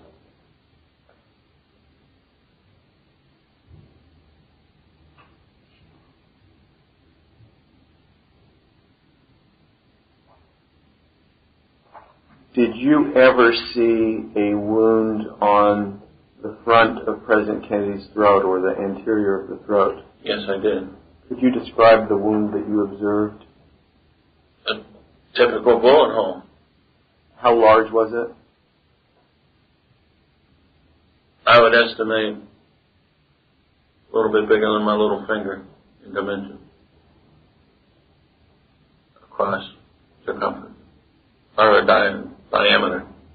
Okay, so there was not a long incision or cut on the throat that you observed, is that correct? Not at that time I didn't. And the first time that you saw this wound on the throat was when? At the time you were taking the x-rays or before? This was at the time I was taking the x-ray. Did you ever see a wound on the back of President Kennedy? That's when I picked him up and the bullet dropped out of there. There was a small wound. Where was that wound located? I would have to estimate in down mid-thoracic, somewhere around there, or upper thoracic. And what kind of wound did that appear to be to you? Another small bullet hole. And other than the Y incision, did you observe any other wounds on President Kennedy's body other than those you've described? Let's see, I'm trying to think now. Well, there was a gaping hole in the right parietal region. The right eyeball was protruding. And truthfully, if you know anything about basic physics, when you have a force, you have an equal and opposite force in the other direction. So that kind of, at that time, it didn't come to my recollection of what it was, but later on, I realized that had to be an entrance wound of some sort there. Because if you read in that, the transcription that I brought in, that's brought out. Excuse me.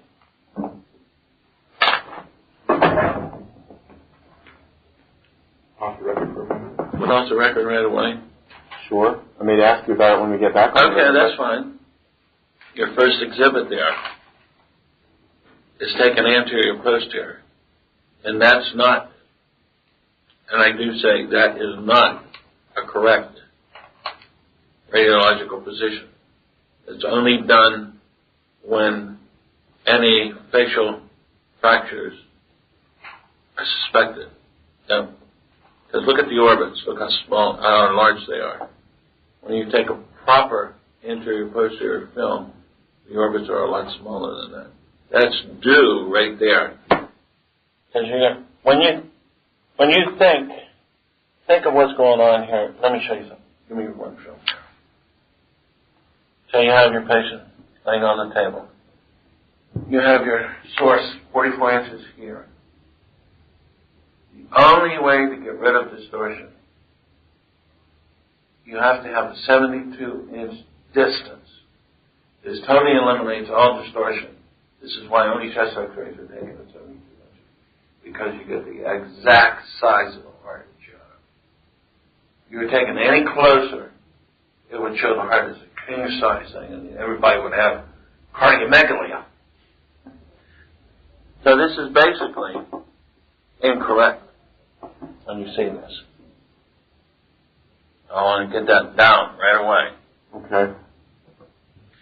I have been off my stenographic record. Oh, yeah, that's understood. Mr. Custer, I'd like to show you 3 documents that we've marked exhibits numbers 205, 206, and 207 that are schematic drawings of a skull. And what I'd like to do is to ask you some questions about the wounds that you saw on the skull. So this will not be a question about the X-rays that you took, but just the wounds that you could observe with your own eyes of the skull. What I'd like to ask you to do, and you can choose any of the 3 diagrams, any one or more of the 3 diagrams, to draw where you saw the injuries to the damage to the skull. Okay, basically, the lateral skull, which is marked exhibit 206, damage was in the parietal temporal region. So that would have to involve all the way down through here. Then you had a ragged piece of bone that come up like this, and then down through here. On the one X-ray, you could actually see the sella turcica, which is called the turkey saddle. That is the keystone of the cranial vault, which holds the brain. And on the one lateral, this was very prominent. You could actually see this. Here, you would, like I said before, the right eye was out like this. This whole portion, back through here, there was fractures up through here, fractures through here, fractures through here. What I need to do is make sure this makes sense on the record. Now, what you've done is drawn a shape that I'll call somewhat kidney-shaped part of the drawing, and that is the part of the skull that was missing. Right. Is that correct? Correct. This was all gaping. And in fact, it may have gone a little bit further back into here. Okay, well, if you could draw it best you can. This is the best of my recollection. It could have come back into here a little bit more. I mean, it was king-size hole. I have extremely large hands.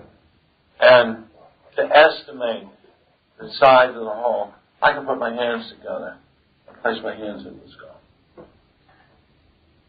Now, on the drawing that you have made, and with the bones as they're identified here, none of the principal part of the missing wound goes into the occipital bone. Is that correct?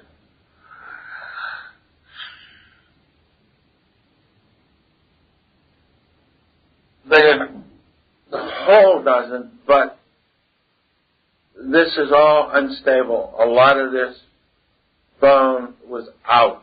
It would flap out. And when you say this bone, you're referring to the occipital region. Parietal. Right, and part of the lambdoidal, and down through the posterior, the occipital protuberance. This was all unstable material. I mean, completely. Could you use the blue pen and make hash marks that will cover the portion of the bone that that was missing from the skull? In what way? What do you mean? So, just make marks of that. Oh, okay. Oh, it has to be like that. So that this is so that a person reading the transcript will understand what portion that you're saying is missing. See, this portion here was like a irregular. You know what it actually? Oh, go ahead. You're referring to. I'm sorry. You're referring. When you say this here, it's not going to be clear on the transcript. The temporal bone area. What you're referring to is the suture between the temporal bone and the parietal bone. Okay. This flapped out. It looked as if they had sawed it. But this was all missing here. And when you say this, you're referring to the hash marks. The hash marks and the parietal bone. Okay. Now, earlier, again, just to make sure this is clear for the record, you were saying that the bone was split and fragmented. You're referring to the part outside of the hash mark, but along the back. In fact, this part, which is between I'd say superior to the lambdoidal suture, this part of the skull came out, past the line, and come back in and ragged it. What you just did is draw a straight line near the top of the cranium, and then a line down that connects. Which tells you, again, you had to have a king-size force coming anterior to posterior. Everything seemed like it was just pushed backwards. This whole area blew out. You're referring again to the part that the temporal area, temporal bone, the parietal bone. Okay. And this flopped. Okay. Now, you referred to portions of the skull being missing. Can you tell me whether scalp was missing there, too? It was shredded. Scalp was shredded. And it was loose. When I remember when I first came in and saw the face, everything had been drooped, like somebody had pulled the scalp and pulled it down. I had to look twice at it. Now, this time when you see this is when you have been out of the morgue for approximately an hour and you've come back. Right. That you see it that way. Right.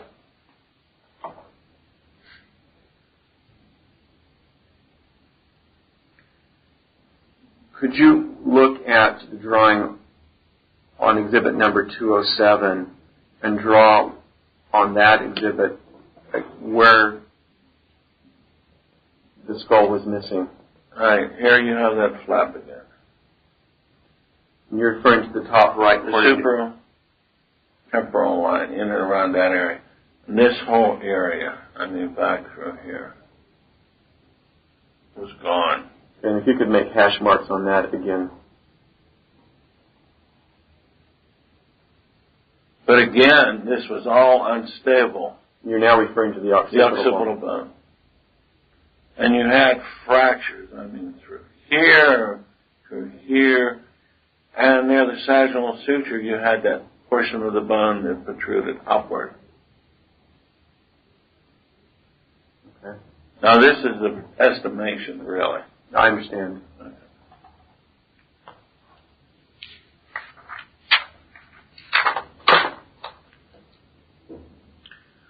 When you took the x-rays, did you have any kind of markers or tags that would identify, for example, who the subject of the x-ray was or some unique identifier? Nothing that would identify the subject. I had my own little measuring device on it. What kind of measuring device was that? Well, it showed if the position was too far to the left, too far to the right, or the chin was up too high, the chin was on. They had like little holes in it, and you could see them. It would either elongate or you'd see a little dot. Was there a name for that measuring device? It was my own personal. Excuse me. It was my own personal device. Were there any other identifiers that would here on the film that would help, say, when the officer... Maybe, I'm not sure now. It could have had the hospital identification on the film. That's possible. I'm not sure.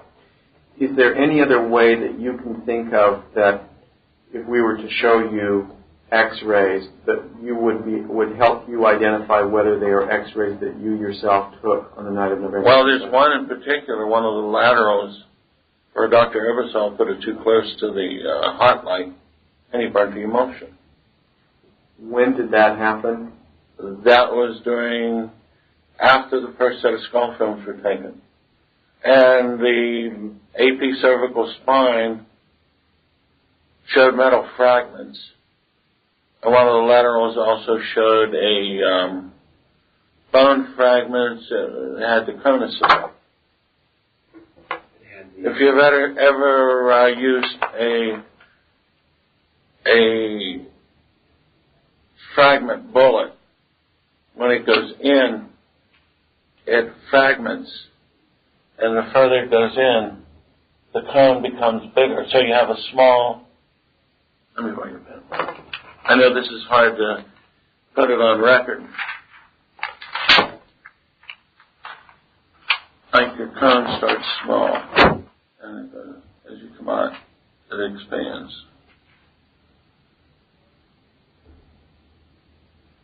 Say this being the front of the skull, the forehead, the orbits, the nasion, which is the nose, the jaw, and back the occipital region. That's very crude drawing, but basically you get the idea. Can we go off the record for a second? Could you read the fact on the record? Mr. Custer, is there any other identifying information that would help you be able to determine whether an X-ray that you took that night was in... Let me withdraw that. Is there any other type of identifier that you can think of that would help you determine whether an X-ray is one that you took on the night of November 22nd or 23rd? Well, there's one that I know for a fact of the lumbar spinal region. He had myelogram dye, and it's a contrast media dye. As you must remember, Kennedy had a back problem, which he had to come to Bethesda to get films and treatment for anyway. And this is one time that I had met him prior. Basically, that's it, really. Okay.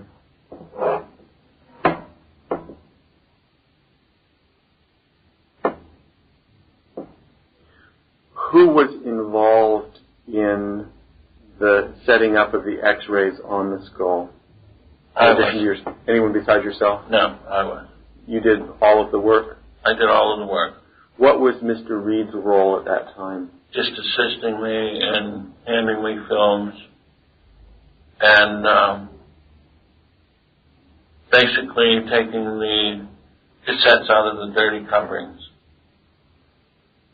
Did Dr. Ebersol play any role in the technical part of taking the... None whatsoever. I had total control. In fact, like I had stated to you before, I was guiding him instead of him guiding me.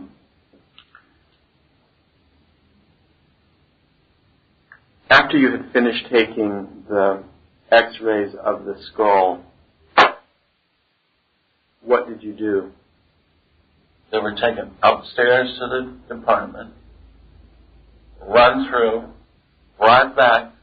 This is the thing. Dr. Ebersol waited like a man that was starving for a meal. As soon as I brought them in, he grabbed them, threw them up there and examined them. And then they went into their big conference and and then he would say, okay, take the next set. Approximately how much time was there between the time that you left the morgue and you returned with the developed X-rays? Well, This is an estimation. I'd have to say half an hour at the most. Because I had to get on the elevator, go up to the first floor, walk down the corridor, go down to the other, past the rotunda, down to the other elevator, and go up to the fourth floor and take the films. Processing at that time was 5 minutes. Now it's a matter of a minute and a half. At that time, it was an old Payco unit where it was about 6 foot, I'd say 10 foot long, and it took a lot longer to develop. Were all of the 5 skull X-rays taken at that first time, or was there those are actually 2 different series? No, all of them were taken at that time.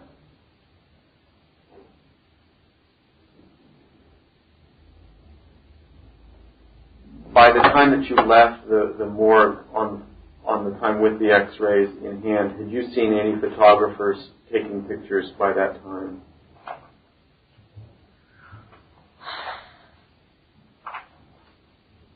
No, not really. You mean photographers outside the morgue? No, totally inside the morgue. They were, like I said before, they were taking pictures all the time. Even when I walked away, Floyd would come over and take films, and then come back off, and come in, take films, back off. It was a constant thing. Okay.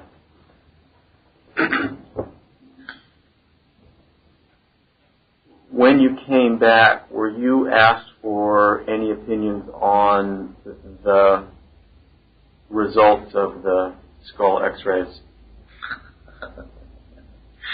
On the contrary, I was told to keep my mouth shut.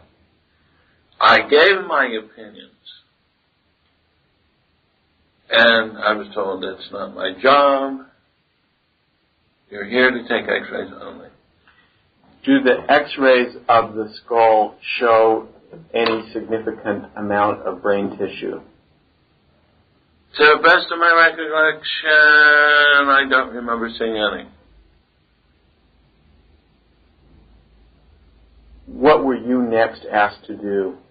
Take pictures of the neck, then take pictures of the shoulder areas, the chest area, thoracic areas, the thoracic spine, the lumbar spine, the pelvis.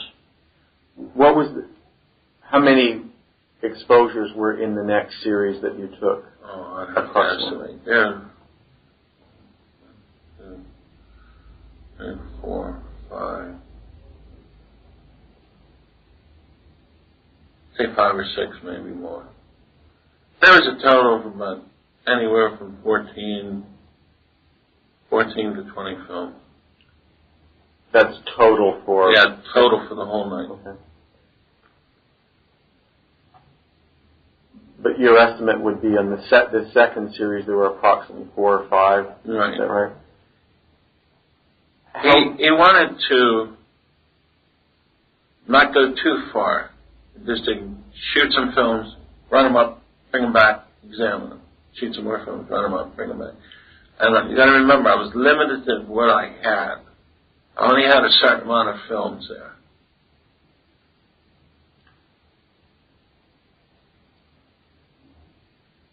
So approximately how much time passed between the time that you returned with the first series of skull X-rays and you then began taking the second series of neck and... Well, it was long enough for them to discuss the films that they had. It's 15, 20 minutes, half hour, somewhere around there. And then that's a crude estimate. Sure, understood. Then approximately how long until you returned with the developed second series of X-rays? Approximately about the same time. Okay. And then what was the next series of X-rays that you took? Like I said, I took some spine films, thoracic spine, lumbar spine, and I ran them up, brought them back. And I took some pictures of the pelvis and a few of the lower extremities, and that's when I stopped them.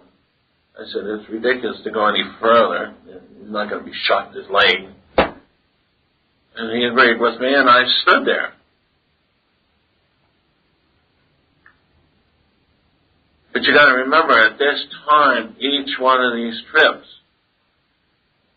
there was a lot more conversation going on. there was a lot more interference going on. So it stretched out. I was there for a good while. Okay.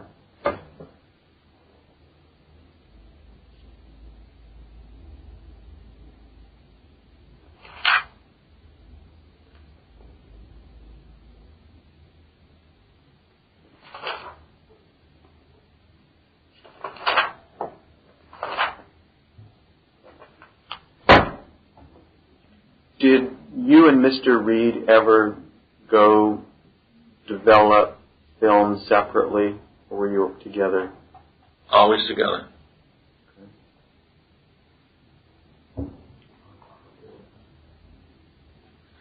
Previously in the deposition, we talked about Exhibit 202, which was a photograph that you brought with you. Correct. I'd like to show you another exhibit marked 208 that has another photograph. I'd like you to look at the one on the right. This is the one that I forgot to bring. Okay. All right, this was what I told you was taken through the keyhole.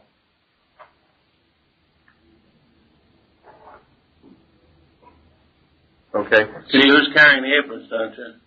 Why don't you tell us for the record? The student. That's Mr. Reed? That's Mr. Reed. And he's definitely carrying the apron. And he's the one in the center, is that correct? Correct. It's part of the military protocol. When I was a student, I did the work. And he's a student, he does the dirty work. Can you identify the person on the left? That better be me. All right. And that's an ear right in the middle of my chest. All right, this is... on the far right, the person is... That's Marine Guard that was here at the time. Okay. I don't know why he took his hat off, but he was there. Can you see the picture on the left? Yes, I was just looking at that, and that's hard to tell what that is.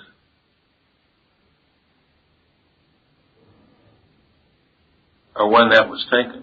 I don't remember seeing that.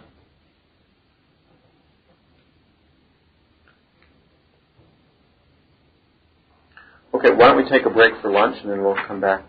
Sounds good to me. Well, we're on the record now. Lovely luncheon. I love how you say on the record. Is it? Mr. Custer, just before our break, we were looking at the photograph that is at exhibit number 208. I just had one follow-up question regarding you and Mr. Reed. Could you tell me what your rank was at that time? As an E4. E4? E4. And what was the rank of Mr. Reed? E4 also. Okay.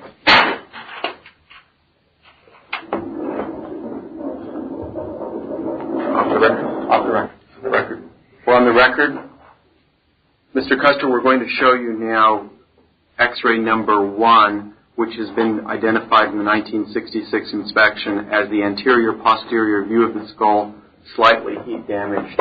My first question to you, Mr. Custer, is whether you can identify that as an autopsy X-ray that you took. Definitely an autopsy film.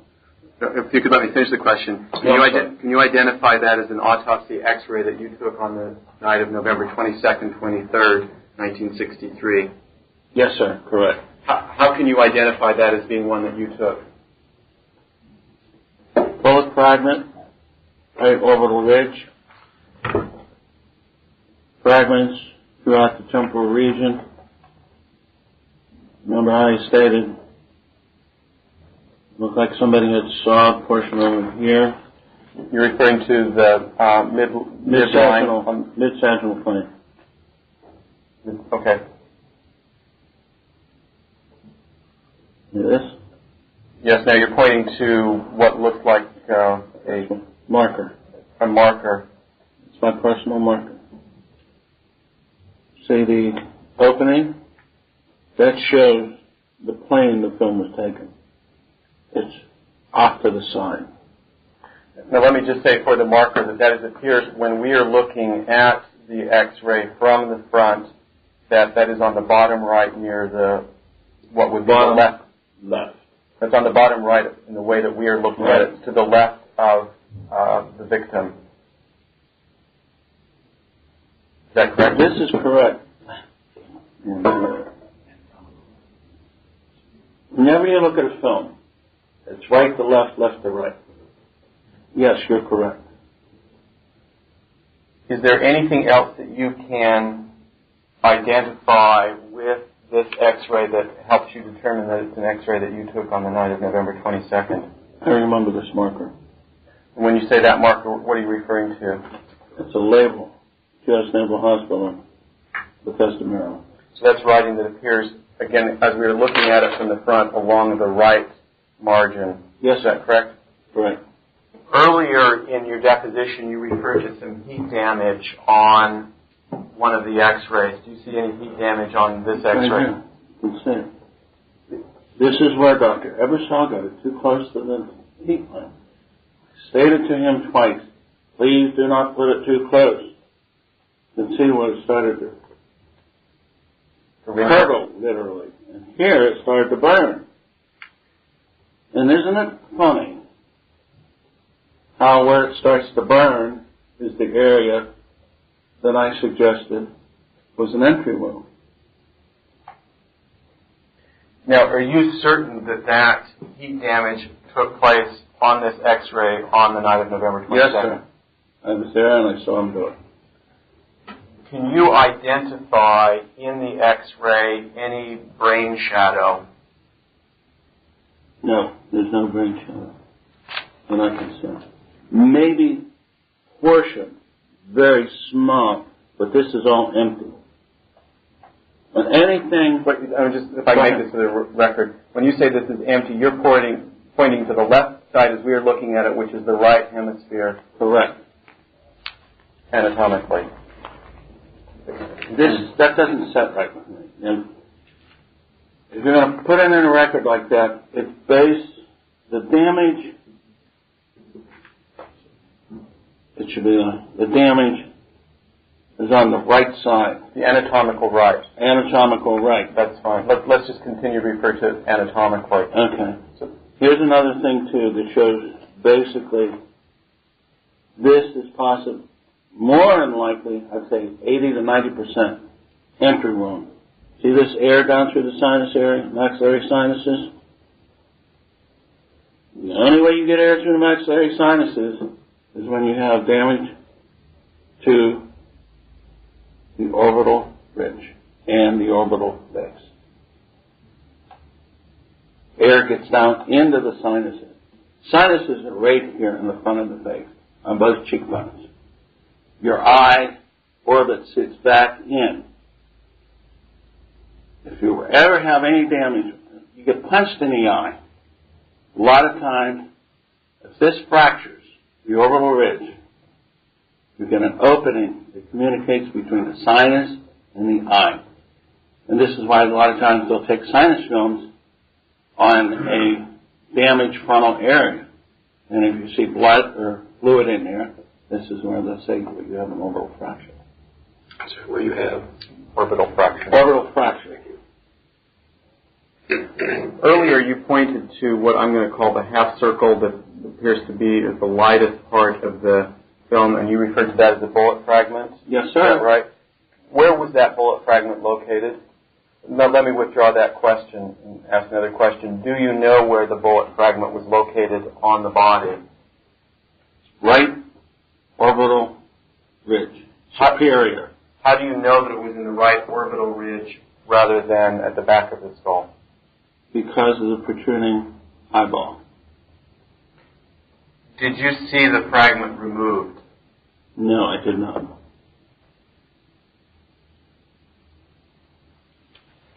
Can I inject something here? Sure. This area, I pointed out to Dr. Ebersol as a fragment, and he called it an artifact. I said, how about these fragments up here? This is when he told me to mind my own business. You can see where the skull has been fractured. This is all air through here.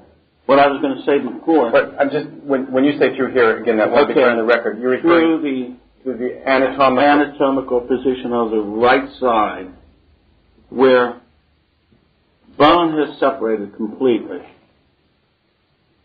And this all fills up through air on the right anatomical or aspect of the skull. Another reason where you have blackness in the right defect above the right orbit is when all the tissue is gone. And there's nothing to stop the penetrating rays. So, of course, everything gets through. See the difference here? You have bone. Now you're referring to the Anatomical left side. No bone here. You can see a decent density here on the left side. Anatomical left side. The anatomical right side is all blackened in, which shows there is no tissue, no bone, no nothing.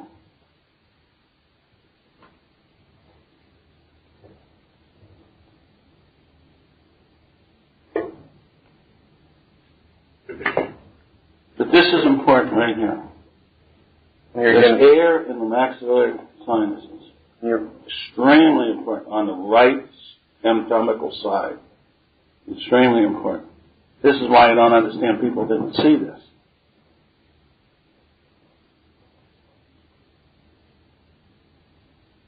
And look, here's another thing. Let me bring this up. Look at all the fractures over here. Look at all this. On the right side. On the right side, right anatomical position. All the fractures are here, and then it gradually snakes out to the left anatomical side. This is where all the trauma was, right here. And you're referring again to the right Right side. anatomical side again. If there was trauma over on the left anatomical side, this would all be gone. And then you'd have fractures snaking out into the right anatomical side. Now these guys are experts, but I have 28 years of experience as an X-ray technician. And common sense. Previously in the deposition, you said that there were metal fragments in the cervical spine. Are you able to identify any cervical spine fragments, or is the picture too Not fine? in this projection. Okay. The only part of the cervical spine I can identify is C2. That is the part the skull rotates on. You want to get further down. No, I understand. Okay, can we now look at the... Oh, if I could ask another couple of questions. Sorry. Are you able to identify what kind of X-ray film that is? Well, it's 10 by 12 cassette, radiographic cassette and film. I would say it would be a medium par speed. Sorry, medium. Medium par speed. PAR. Can you identify any edge markings? No, that's just aluminized. That's the screens. So that... And then it has a serial number in there. That doesn't tell what type of film it is. That tells what kind of cassette the film was in, is that correct? That's all.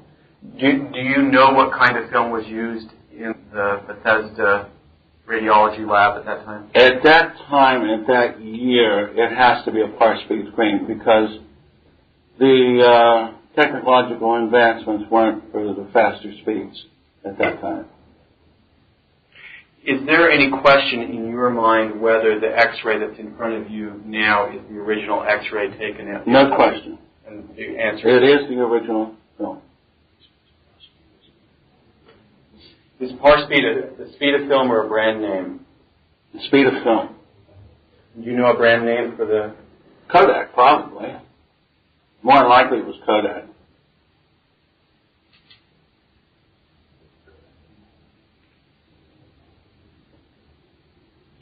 Do you know whether Kodak marked its X-ray film with a brand name on the edges of the film?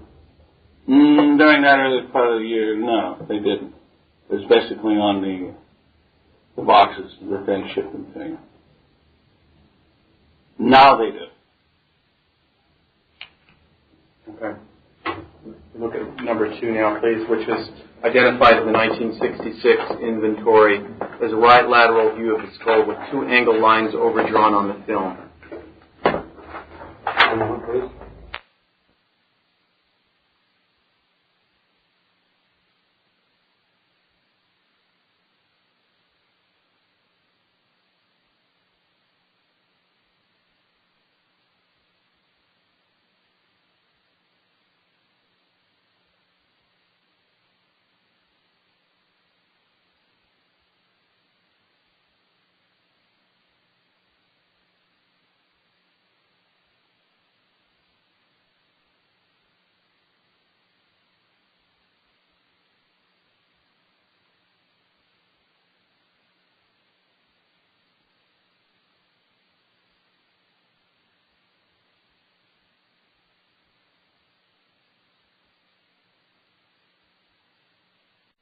Back on the record.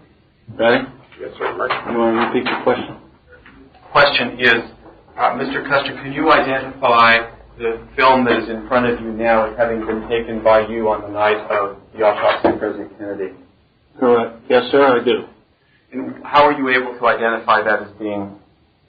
My marker in the lower mandibular joint. And that, could you describe the marker to me, please?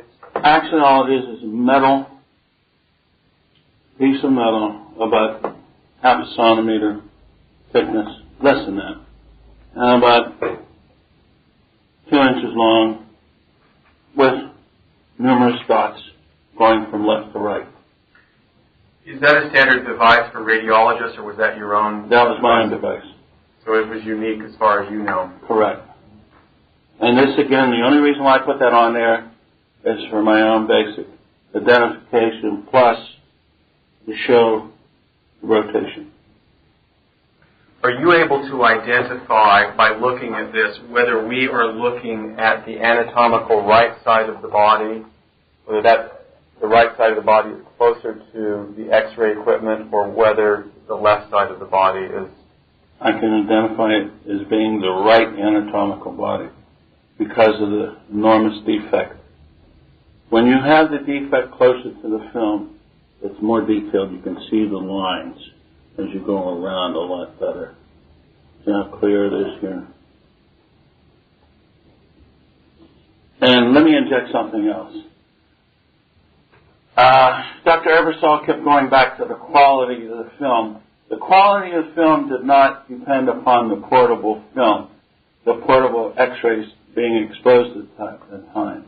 The quality of the film depended upon the type of film speed you used.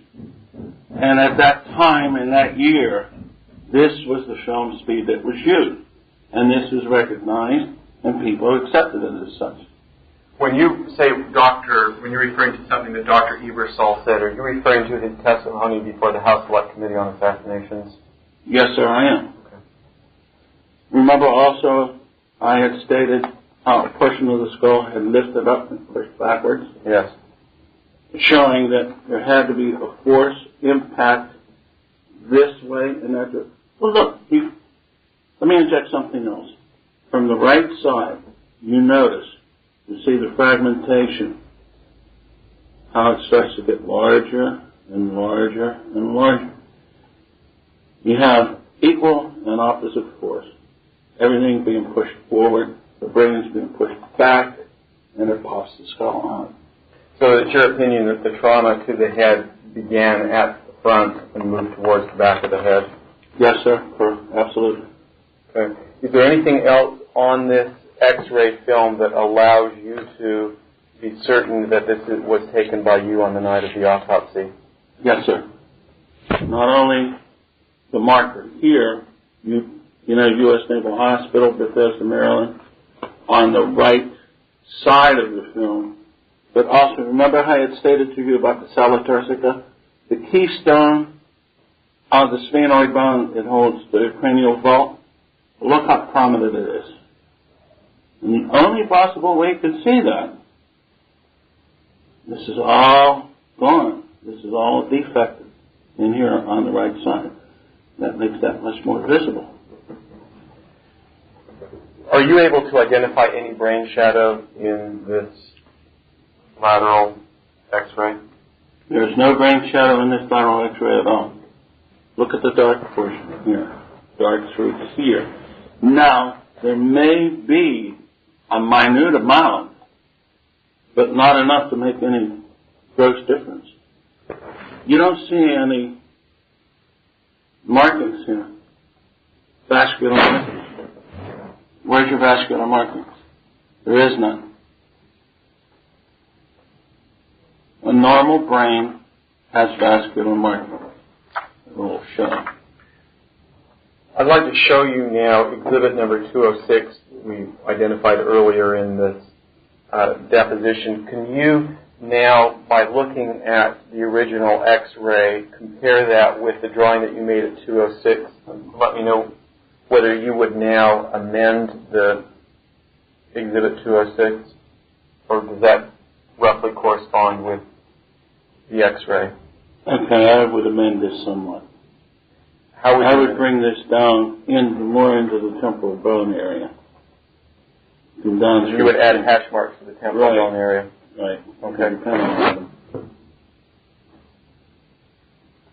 But here, you got to remember too, this is only minute fragments of tissue maybe that are in there, but that more than likely could be on the posterior portion of the skull, on the left side of the skull, brain tissue. But you still see the defect here. And here's the protruding portion of the skull. And then you have an opening here also. So it's basically pretty close. That is the X-ray to your drawing. Right. It's basically pretty close, except I would bring the temporal down a little bit more. When we take that X-ray off, I'm going to ask you to draw onto 206 to where you would think that it would be. But you not take that line. No, this would come down.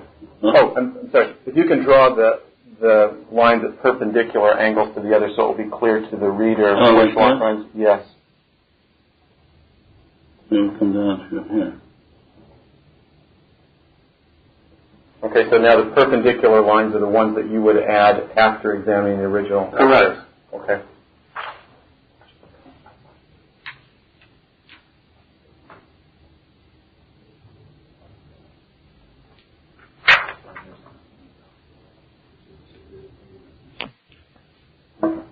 Okay. If we could look at number... Oh, we can have that back, I'm sorry. Mr. Custer, I'd like to draw your attention to what appear to be straight, very thin, straight lines that come at an angle on the X-ray, and ask you if you can identify what those are. This is again on X-ray number 2.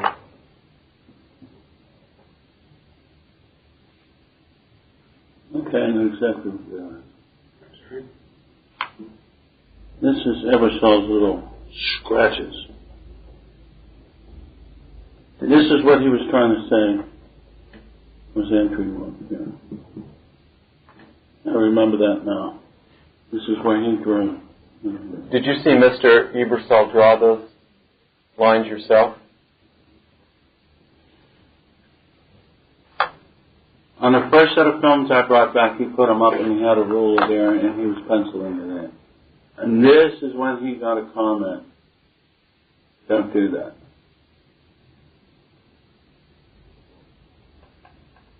And this came from the gallery. So did you hear Mr. Ebersol identify the fulcrum of those lines as being the entrance wound? Yes. Did any other doctor there make any comment on what Mr. Ebersol had said or done? I can't remember, basically. I just remember with the comment was made from the gallery, and it shut everything down.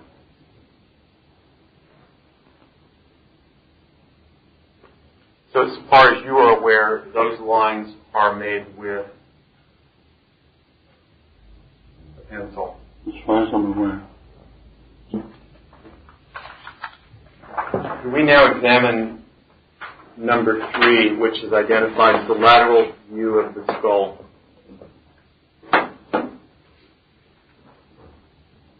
Okay. This is the skull that I had taken. Same marker on the left side. You're referring to the date in the Naval Hospital. The date. Remember, I had stated to you, this is the way the table was against the gallery. I could only get so close. There's my marker again. And you're referring to the metal marker. The metal apparatus in the mandibular region. And I cut the bottom portion of the skull off because I couldn't get low enough.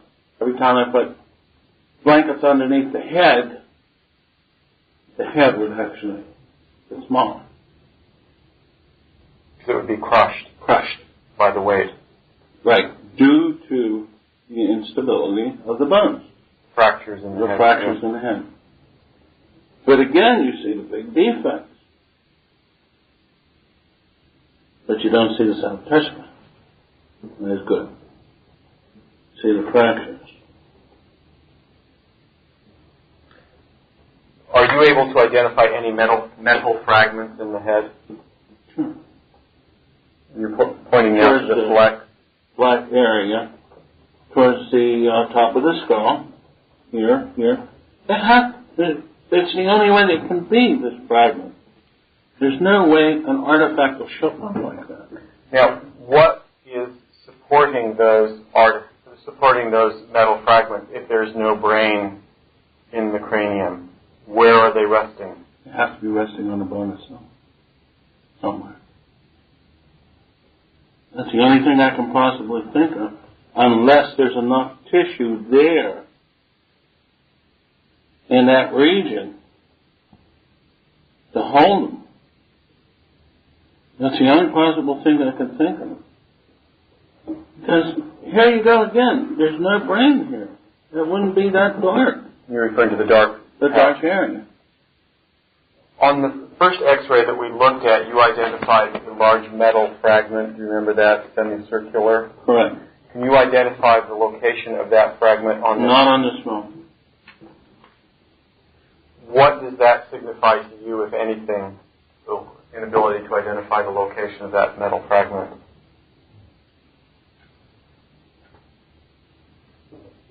Could be too dark. This area is just too dark. Wouldn't the metal fragment still appear and even have greater contrast? No. Why is that? Because you got to remember the central ray going through that body. It's hitting the film a lot faster. It's exposing it more. There were bone tissue on the AP projection which sort of backed off on the penetration. You have more penetration here. If you would take a photodensity of this picture and a photodensity of that picture, this photodensity would be a lot greater. But wouldn't a metal fragment still appear white on this? If it is dark enough to burn it out, it'll burn it out. That's why when you take an abdomen film and you're looking for stones, stones will be burnt out, and that's bone. Let me draw your attention to what appear to be some flecks in what I would say is above the right eye socket and going towards the back. Are you able to identify whether those flecks are artifacts or metal fragments? Metal fragments. Artifacts do not come in irregular form like this. Not in that traveling projection like that. It just doesn't. Not that many in that one area. You're going to have somebody just go in that one area and put artifacts all the way up and down this? It just doesn't happen. You get random artifacts. They have an artifact here, artifact here, artifact here, artifact here. And here's one thing too. If you look close, there is a faint image. That could possibly be that fragment. but I can't attest to that. Okay. When you say that fragment, you're referring to the one that we noticed with clarity in the first. Correct. Absolutely. X-ray.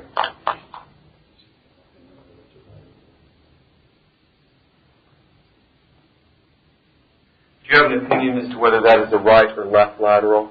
That's a left lateral. And what's the basis of that opinion? What is the basis of that opinion? Because I couldn't get close enough to take a halfway decent film. And I knew that was the bad film, was the left lateral, due to my recollection. So it's based upon recollection rather than observation of the X-ray? Which is fine, just sure. The basis of what you're saying. Right. And so it is from recollection? Absolutely. Okay.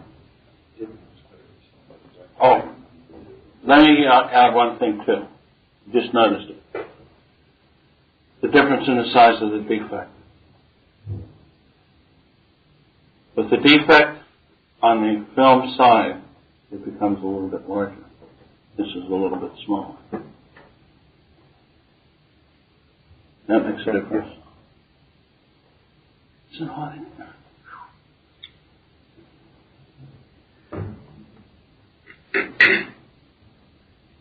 Now, one thing I'd like to ask, just to make sure that we're clear here, is where you are locating the largest part of the wound. And if one were to think that either the occipital region towards the back or the parietal region more towards the front, as between those two, where are you identifying the larger wound? The larger wound would have to be further back. This wasn't as bad towards the temporal region. It was open. But the more you went further back, the more destruction you had. When you say the more destruction, is that consistent with what you were seeing with the X-ray films, where, by what I have been understanding you to say, most of the destruction is towards the front, where it's darker and where there's an apparent absence of bone? No. Let me reiterate again. Most of the destruction was towards the occipital area. This area wasn't as bad. You still had the orbital ridge. The frontal forehead was still here. But the further back you got, the worse the destruction became. And the more gaping the hole became. And so why is it that on the X-rays, and I'm saying this from my perspective as a layman, the film appears to be darker, more towards the front, and lighter towards the back? In other words, you're asking me, why is this lighter here? Why is it lighter and with the more apparent bone in the occipital region, and why is there apparently less bone in the frontal and parietal region? If you look at your diagram that you have of the occipital area. Let me get that out.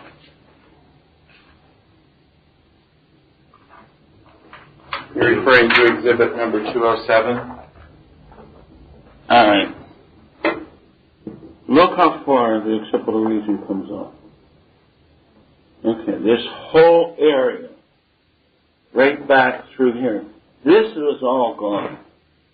This is all gone here from. Okay, now you're pointing to the X-ray. I see what we're. I'm getting confused here myself now. The occipital region is all down here, where my hands are. The portion that's cut off, straight through here. Here, let me see that over. Now looking at exhibit number 206.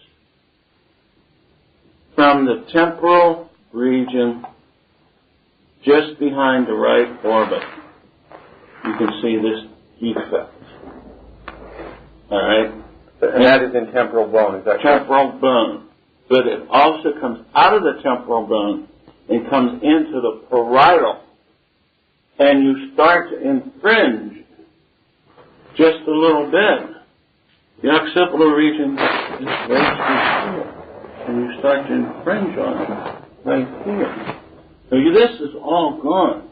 But you're still pointing to the parietal region, parietal and temporal region. See where the temporal stops. This is occipital back here.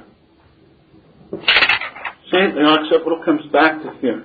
See how far up it comes? Sure. That's what I'm trying to say.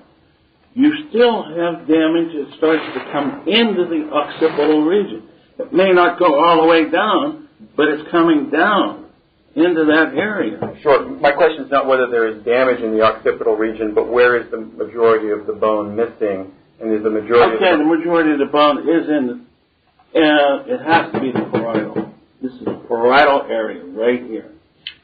So you see this X-ray as showing an absence of bone in the parietal region and showing damage, but presence of bone in the occipital region. Correct. Okay. Plus you have absence of bone in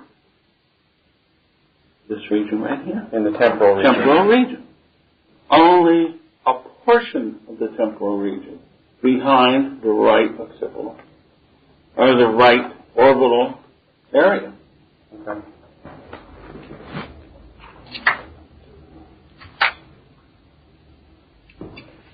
We now look at, let me ask one question.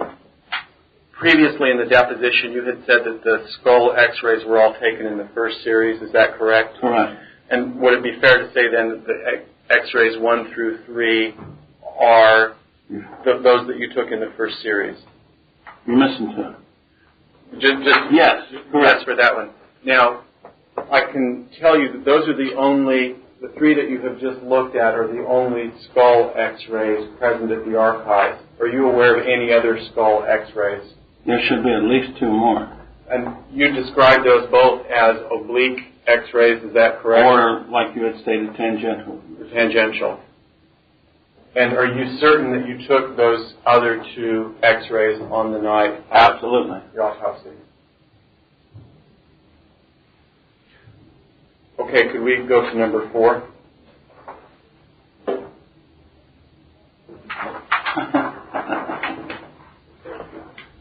I know exactly what this is. This is described in the 1966 inspection as X-ray of 3 fragments of bone with larger fragment containing metallic fragments. Mr. Custer, have you previously seen X-ray number 4? Yes, I have.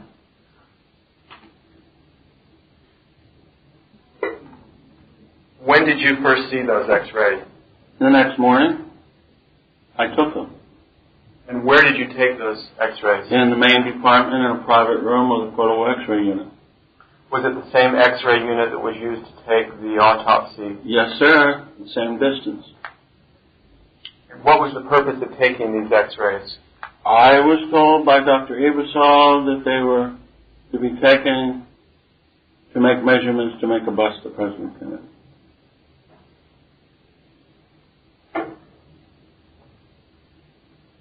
What did you do when you took the X-rays?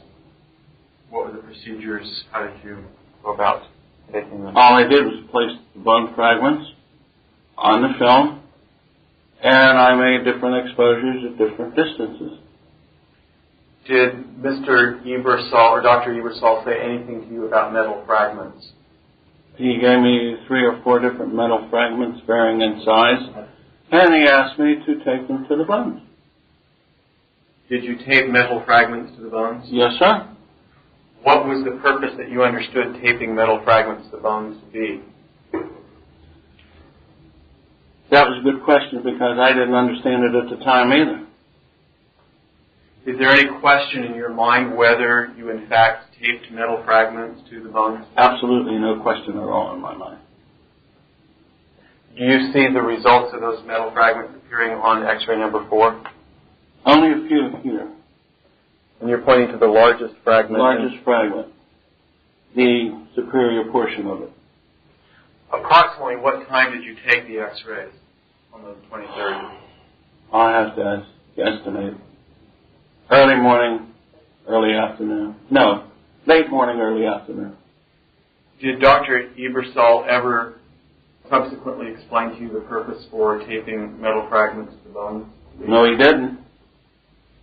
He just stated to me when he brought the bone fragments and the metal fragments to me that he had just come back from the White House after being debriefed. And what did he say about that debriefing?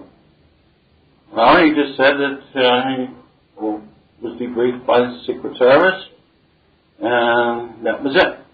High-ranking people had talked to him, and he suggested to me that everything that I see from now on, I should forget. Did he say that to you at approximately the same time that you were working on X-raying the skull fragments? Absolutely. Do you know where the skull fragments came from? They arrived supposedly that evening from Dallas.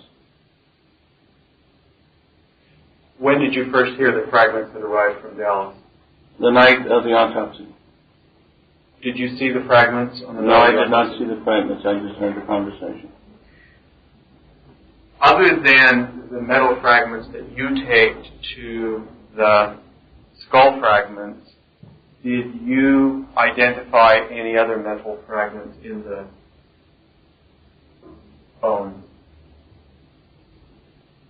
And the skull, the apicervical spine. Let me withdraw the question. Go ahead. The question wasn't clear. With regard to taking the X-rays of the bone fragments that you have in front of you, No. were there any metal fragments that were in the bone outside of the taped fragments? No. So in other words, the X-ray appears as if there are metal fragments in the bone, whereas in fact that is all a construct of the way that the X-ray was taken. Is that correct? Absolutely correct. Okay. Could you look at, like you take just a quick look at X-ray number 5 and number 6, which are similar X-rays in terms of showing the bone fragments?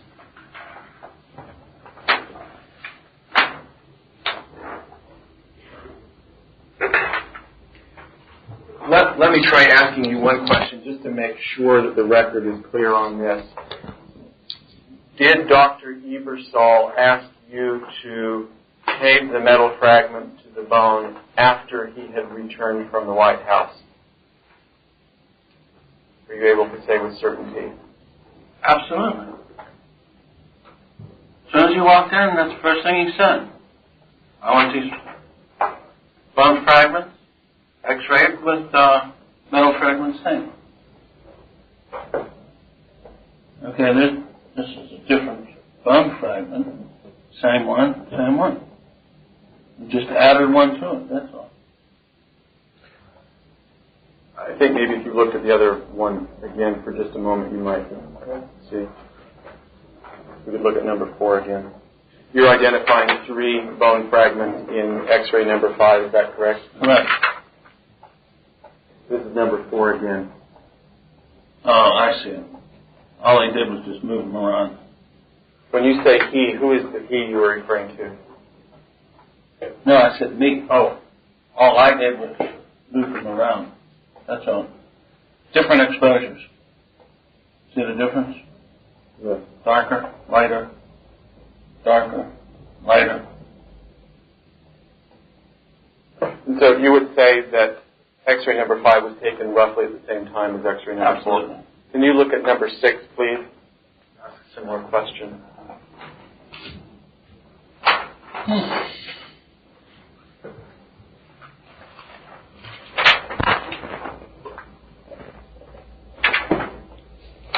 Okay, that's better quality film.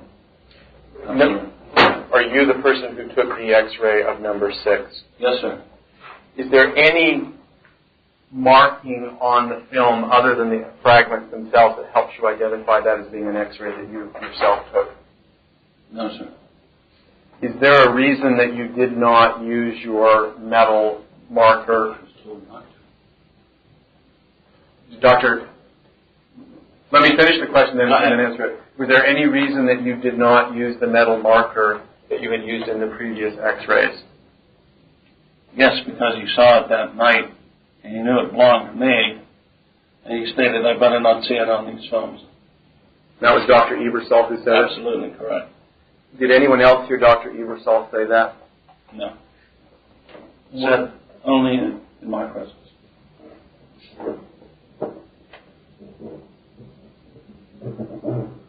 On the 23rd, when you took the x-rays of the skull fragments, was there any other person besides you and Dr. Ebersol present?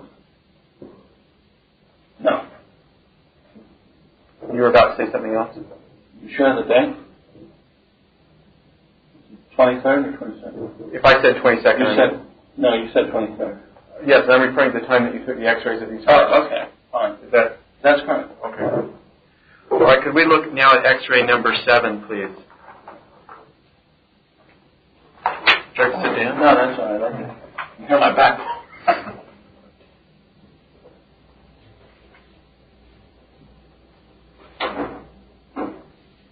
Mr. Custer, are you able to identify x-ray number 7? Yes, sir. Could you tell me what that is, please? That was an upper portion of the abdomen. Taken on President Kennedy. How were you able to identify that? My U.S. naval marker. That's the markings on the side. On the left side. The date and the name of the Naval Academy. Or, I'm sorry, the Naval Hospital. U.S. Naval Hospital. Bethesda, Maryland. Previously, you referred to your own unique marker. Do you see that anywhere on the x-ray? Nope. I was caught again. Did Dr. Ebersol ask you at any time on the night of the 22nd not to use that marker? Yes. When did he ask you not to use that? When I took this film. He saw it and made me take it off. Are you able to estimate or explain when you were able to use your own metal marking and when you were not able to use it? On the skulls only.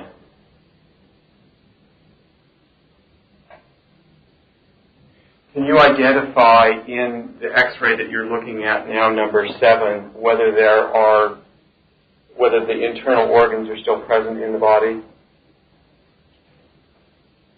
There has to be colon because this is all fecal material. You can say it. It's all colon. Other than the colon, are you able to identify any other internal organs that are still present? Not really.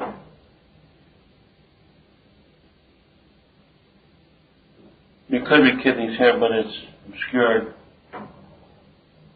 It's obscuring. There's no way you can tell. For a man, President Kennedy's age, you shouldn't have these calcifications on the lower ribs.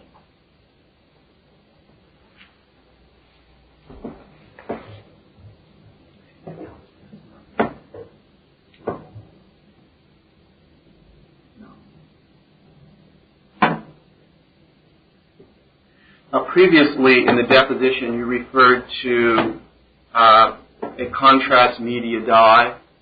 You recall that? In the lumbar spinal region? You can just see portions of it here. Just a little bit of it right here. And what vertebra is that you're pointing at? Okay, this is 12, 1, 2, L3, between L2 and 3. Can be a little here too. Here's his problem right here. You have problems here.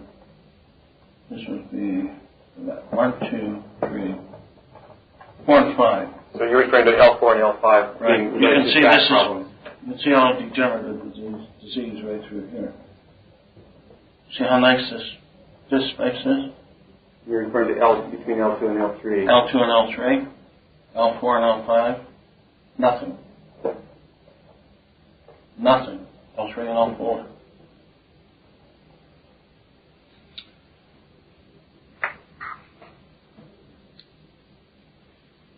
Okay. Could we now look at X-ray number 8, please? Let me go back one thing. Sure. There are kidneys here. There's one here. Here's one here.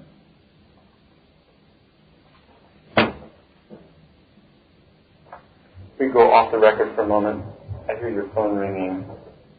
Mr. Custer, could we go back to X-ray number 2? If you recall, previously we were talking about 2 lines that are pointing towards the fulcrum. Yes. Could you identify where those lines lead to, and where you understand that Dr. Ebersol was trying, the point Dr. Ebersol was trying to identify? They lead to the occipital region. Is there a way that you can identify it more specifically than that? It's a little bit hard with this film. What's kind of hard to say because here's the mastoid region down near the external auditory medius. Right. It would be, I'd have to say, just above and perpendicular to that region. But it looks as if the fulcrum is coming close to where the outer skull is. Correct. So it's like we had said before, this is the occipital region. Are you able to identify the external occipital protuberance on this X-ray number 2? It would have to be done through here. This is far above the EOP, is that correct? That's correct.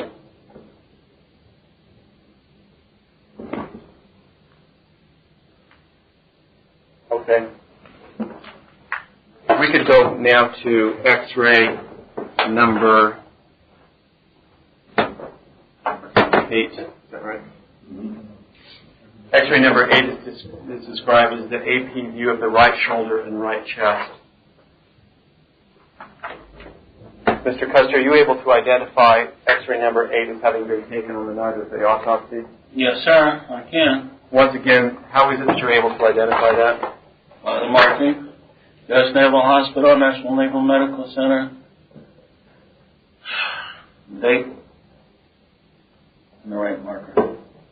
Okay, can you identify whether there are any lung shadows in this X-ray? There are no lung shadows in that X-ray. Does that tell you anything about whether the internal organs had been removed at the time that this X-ray was taken? Absolutely, sir. And it tells you what? It means that when you have lungs in chest X-ray, you take an X-ray, you see pulmonary markings. You do not have a dark area like this. You come back to the same tissue, radiation, absorption effect. When radiation goes through tissue, it absorbs. It cuts back on the beam, therefore you don't get a full exposure on film. Do you know why, or let me withdraw that, were you told why this X-ray was to be taken? Same thing, bullet fragments. Looking for a bullet fragment? Correct. Do you see any bullet fragments on the X-ray? No, sir. Could we turn now to X-ray number 10, please? Or not. Excuse me, X-ray number 9.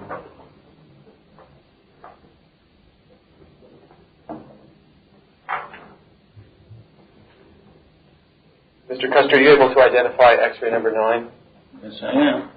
And how are you able to identify it? My marker again, the left marker. Previously, you referred to there being metal fragments in the cervical area. Are you able to identify any metal fragments in the cervical? Not in this film. Does this film include a view or an exposure that would have included such metal fragments? No, sir. Where would the metal fragments be located? Further up in here. This region. You're pointing to... Up into the, I'd say C3, C4 region. What is the highest, or the lowest C vertebra that you were able to identify there? 7, 6, 5, 4, 3, in that area there. Are you able to determine... I'm sorry, go ahead. No, that's all right. Go ahead. Are you able to determine whether any of the internal organs had been removed prior to this? I'm going to tell you right now, the heart is still there, and the lungs are still there. In other words, it would be fair to say that X-ray number 9 was taken before X-ray number 8. I had to have taken it before. I'd like to point out some light That's fragments. You've identified them as artifacts in the anatomical left shoulder blade right below the scapula. How were you able to identify those as artifacts, please? Because of the symmetrical size and the area that they're in. They're all in close proximity. Now let me show you something else about the processing film at that time. See the cast, different markings, that's chemicals. It didn't quite wash off. And that was from the old PACO units. See here? That's old fixer that didn't come off. So that's all. Old fixer. So it appears to my eye as being a sort of a dingy brownish color. Correct. That's from the acid in the fixer. One moment, please.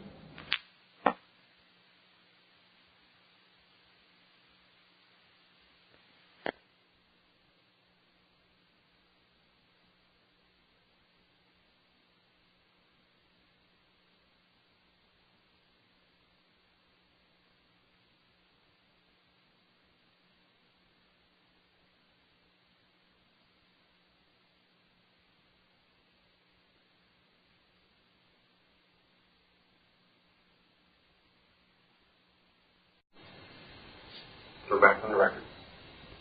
Okay, the fixer basic job is to stop the film from developing. And it fixes the image. After it fixes the image, it goes through a wash bath. Evidently, it didn't stay in the wash bath long enough because you still have marks, fixer marks. And that was due to the old PACO units. They weren't efficient. I'd like to point out to you edge markings and ask you whether you were able to identify any information on the edge markings.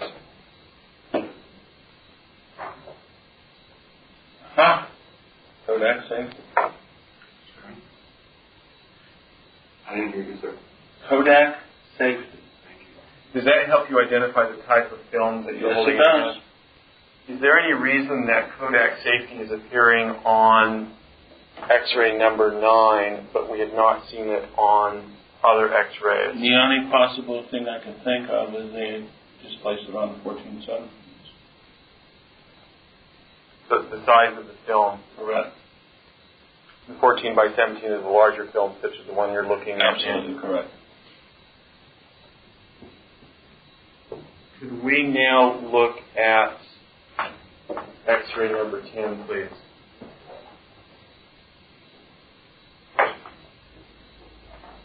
Are you able to identify X-ray 10? Yes, sir. What is that? That's the right portion of the body.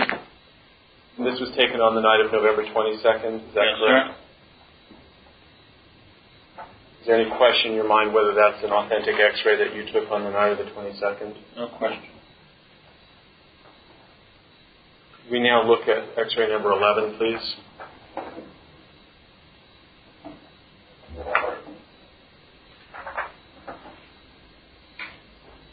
Mr. Custer, are you able to identify X-ray 11? Yes, sir. And how is it that you're able to identify it?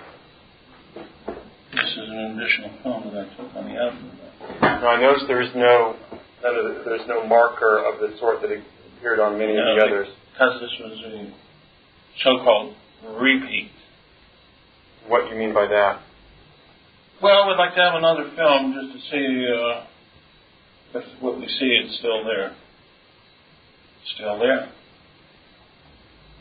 If there were metal fragments that were present in the abdomen of President Kennedy, would the appearance of the fragment be more likely after the organs are removed rather than before the removal of the organs? No, because the metal fragments will be cut by the organs. If the purpose of the X-rays was to locate bullets or fragments, why would X-rays need to be taken both before and after the removal of the internal organs? You must remember the confusion at that time and that night. people were ordering this, we should take some more of there, we should take some more of that. It wasn't just one person doing it. And I'm just an E4. What I'm told to do, I do.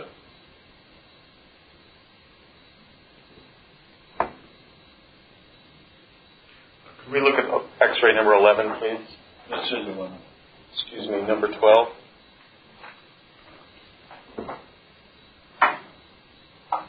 Here we go. This is the lower extremities. Up, wrong way. Are you able to identify X-ray number 12 as having been taken by you on the night of the 22nd? Yes, sir. And how is it that you're able to identify it? Marker. Yes. Naval Hospital, National Medical Center. Left side. For the left femur, knee. You can see the contortion of the body. Here's the patella. Everything's set pretty anatomical. This knee is turned off to the side. It's externally rotated. Same thing on joint space. See a perfect joint space here. You don't. On the anatomical level. On the anatomical level. Okay.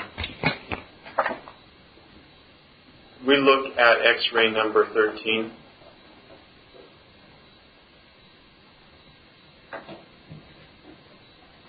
Are you able to identify the X-ray? Yes, sir. Can you tell us what it is, please? It's AP pelvis and... Was that taken on the night of November 22nd? Yes, sir. And let me bring something to your attention right away. Monogram dye. Yeah. You're referring to a round circular... this is what Dr. Ebersol stated in his testimony as a BB from a shotgun. Round circular dye. I'm sorry for interrupting you. And you're saying that Dr. Ebersol was incorrect in that? No, I didn't say that. I just said that he described this in his testimony. And is it your opinion that he was incorrect? No, I didn't say that too. I just said that he stated this was something, and I say it's dye. All right. We look at the last X-ray number 14, which is identified as the AP view of lower pelvis, hips, and upper femurs. Right. Are you able to identify that as having been taken on the night of November 22nd? Yes, sir. More picture burns. Those are the brown patches. Brown patches. Fecal material in the colon. Brown patchy marks again. No no metal fragments.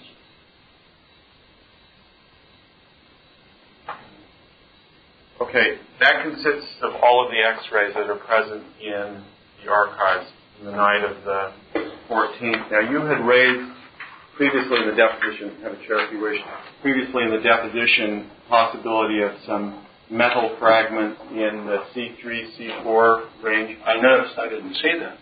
You didn't see any X-rays that would include the C3, C4 area? No, sir. Are you certain that you took X-rays that included the C3 and C4? Yes, sir. Absolutely. How many X-rays did you take that would have included that? Just one. And that was all that was necessary. Because it showed right there. And what, as best you recall, did it show? A fragmentation of a shell in and around that circular exit, that area. Let me rephrase that. I don't want to say exit because I don't know whether it was exit or inlet. But all I can say, there was fuller fragmentations around that area, that opening. Around C3, C4? Right. And do you recall how many fragments there were? Not really. There was enough. It was very prevalent. Did anyone make any observations about metal fragments in the C3, C4? I did, and I was told to mind my own business. That's why I was shut down again.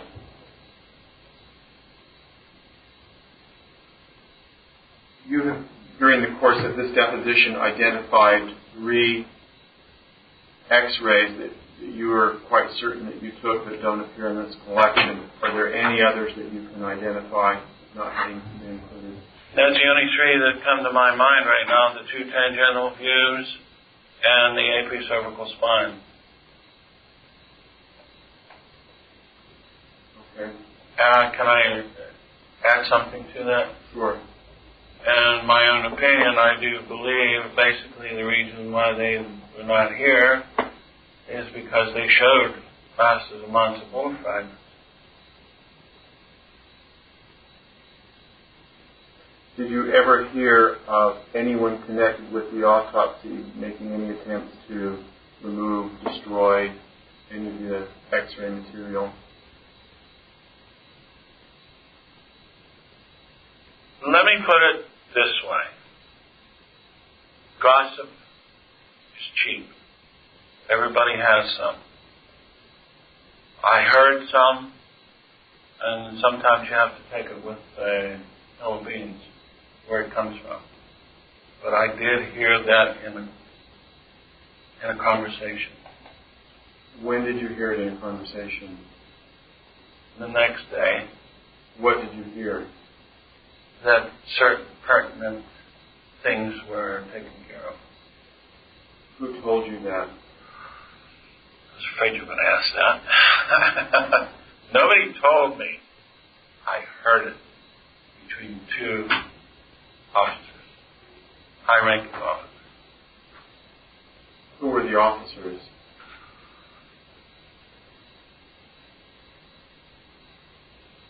One was Ebersol. And one was another radiologist that right now his name just can't come to my memory. To the best of your recollection, who was it who made the statement, Ebersol or the other doctor? Ebersol. And to the best of your recollection, what did Ebersol say? Just what I had said. Are you acquainted with the name of Dr. Loy Brown? Yes, I am. Who's Loy Brown? He was the captain in charge of radiology department. Is he the other officer whom you heard speaking with Dr. Ebersol? Yes, he was. Did you hear discussion about disposition of any other autopsy material in addition to X-rays? No, I didn't. So, for example, they did not talk about autopsy photographs? No, I didn't. And the funny part about it was, this was on, I just happened to be walking down the hall behind them, and the conversation was going on. And I was noticed, and everything shut down.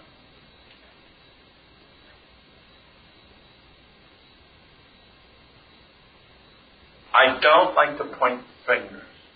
Gossip is cheap. I don't know, were they being truthful or what they were saying. This is just hearsay. And you know hearsay is not admissible in a court. It is admissible in deposition, however. I understand. Okay, could we now look at some of the autopsy photographs? We won't look at them all. I'd like to just pull out a few of them.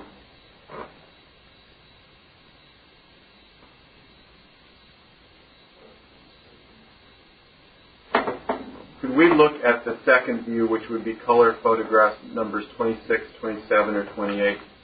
Any of those 3?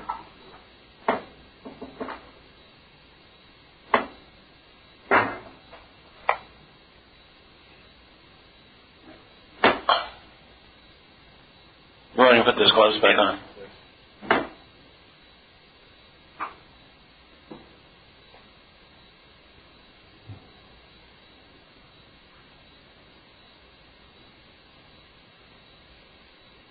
Is that a negative or is that a regular? Positive color transparency.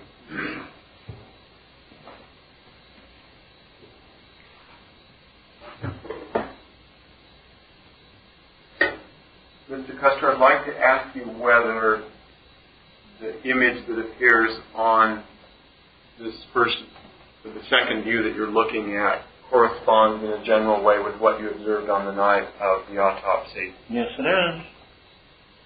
Do you see any differences between that photograph and what you observed on President Kennedy, such that it would lead you to question the authenticity of the photograph?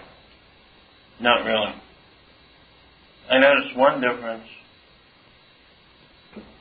The incision on the neck is a lot bigger than what I saw. But that could be due to probing. You're referring to the anterior neck wound, right? Correct. You previously identified that wound as being about the size of your small finger. Is that correct? Which makes me wonder why we did probe it. So we're looking for the fragment. Which happens to be the film that is gone.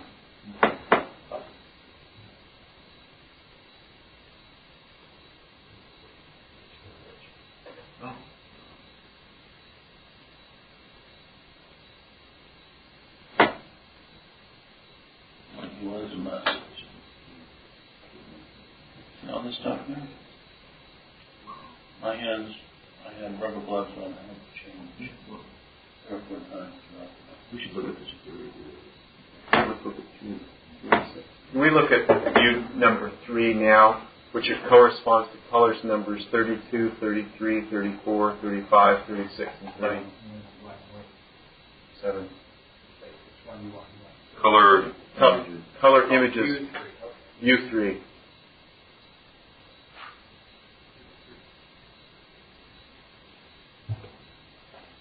Mr. Custer, you're now looking at photograph number 33. I'd like to ask you whether that corresponds to what you observed on the night of the autopsy. Yes, it does.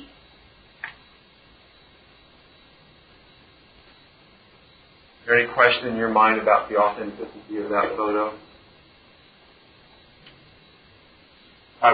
Not really. See, the thing is, you're stepping in a realm here where I didn't really get involved much.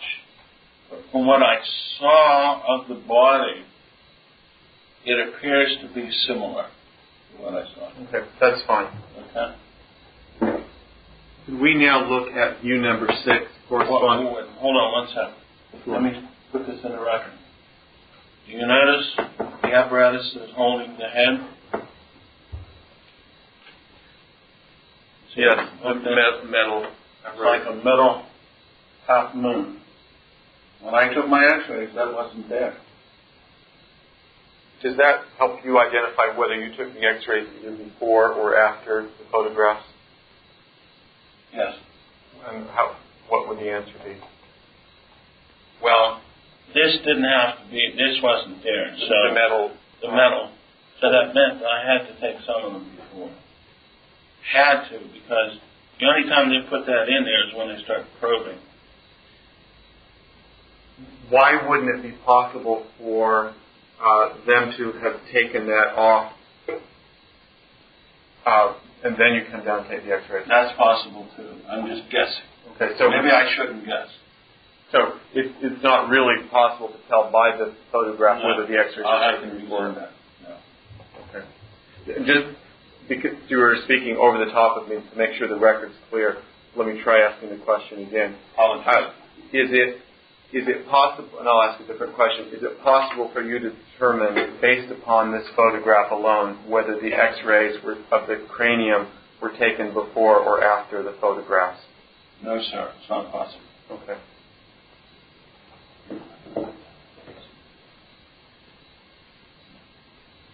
Mr. Custer, in the photograph there was a picture of it. There was a towel was included. Do you remember seeing a towel of that sort? Mm-hmm. You did see a towel on the night of the autopsy that would correspond to what's shown in that photograph? Not at that time I did. When I took the x-rays, there was no towel. Was there anything there at the time that you took the x-rays? Just a sheet over the metal. Okay. of that area where the skull was, collect any body fluid.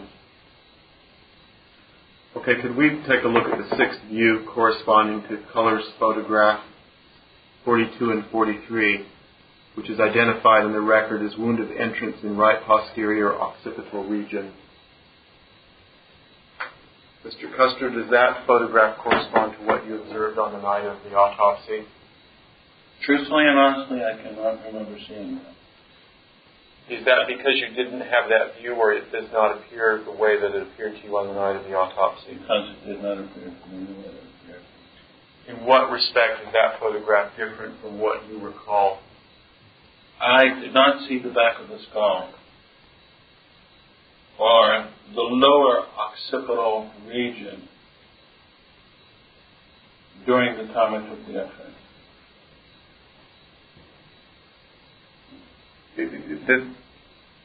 Does that mean you didn't have a chance to observe that angle, or that the bone was not there? I didn't have a chance to observe that angle because the head was not picked up like that, where I could see behind it. All I lifted was enough to place the cassette underneath. So, for practical purposes, you had insufficient opportunity of view to either authenticate or not authenticate this photograph. Would that be correct? That's correct. Okay. Let me add something to this. The only thing that I could authenticate is this flap right there on the right anterior portion of the skull. It looks as if it's over the top of the ear. Right, correct. And you remember that flap being there? Oh, absolutely. Here's another thing I want to add, too. Whenever you have right trauma on a skull, you have blood and spinal fluid will come out of the right ear. Vice versa if you have left trauma, the other. Okay.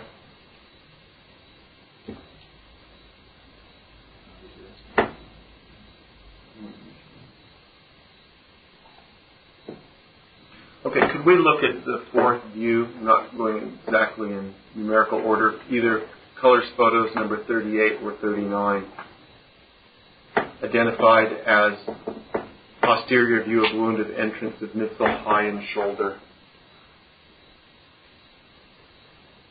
Mr. Custer, during the deposition, you said that you had been able to see a wound that was on the back, President Kennedy. Does this photograph correspond to what you were able to view? Yes, sir, it is. And can you identify where on the photograph the wound was? It would be on the right scapular region. That's the larger marking that's just to the right of the ruler. Correct. Is that correct?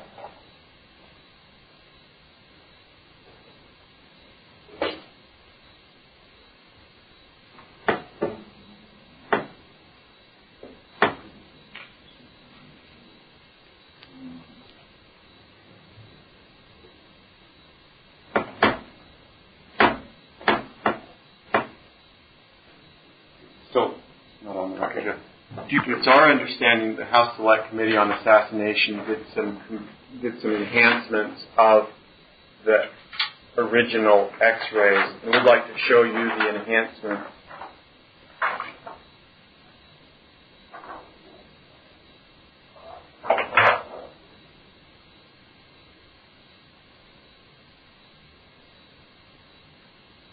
Have you ever previously seen the enhancements of the X-ray? No. What is your comment on observing the enhancement? And what we're seeing is the AP. AP, well, I would say modified water is AP modified water.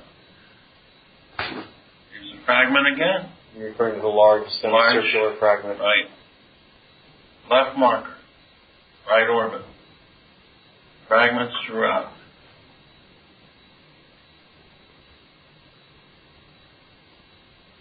All I can say is, it's funny how the burn mark gets in the right place.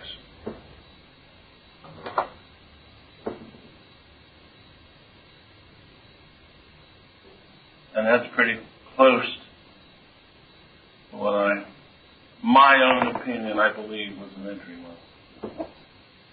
Are Are you able to identify now any brain shadows? Very little, if any. Because you're looking at bone shadow here. Bone shadow here. You're referring to the anatomical left? Left portion of the skull. Hair on the right, anatomical and maxillary sides of the skin. Fracture marks throughout. The zygomatic arch. Mandibular arch. The left anterior portion of the skull. The superior portion of the skull. Fracture marks. Here's that irregular cut mark. What it looks like appears to me. Snaking fracture marks off to the left anatomical positioning.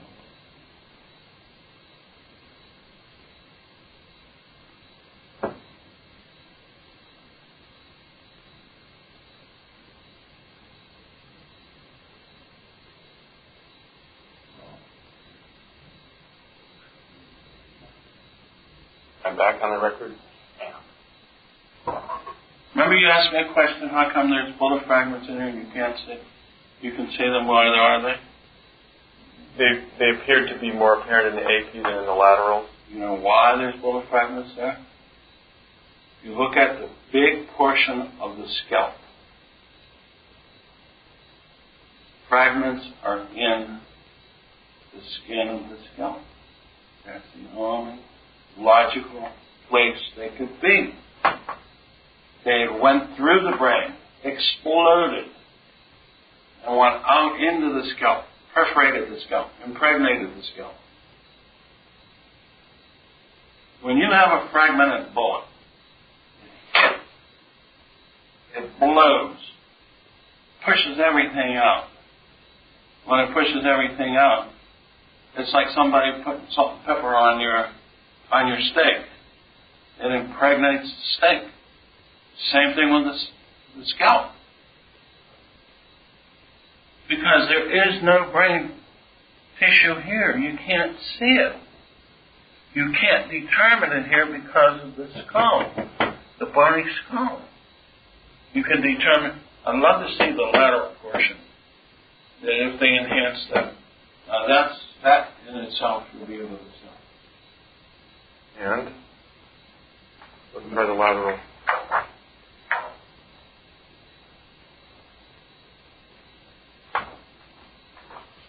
I've never seen it. Never.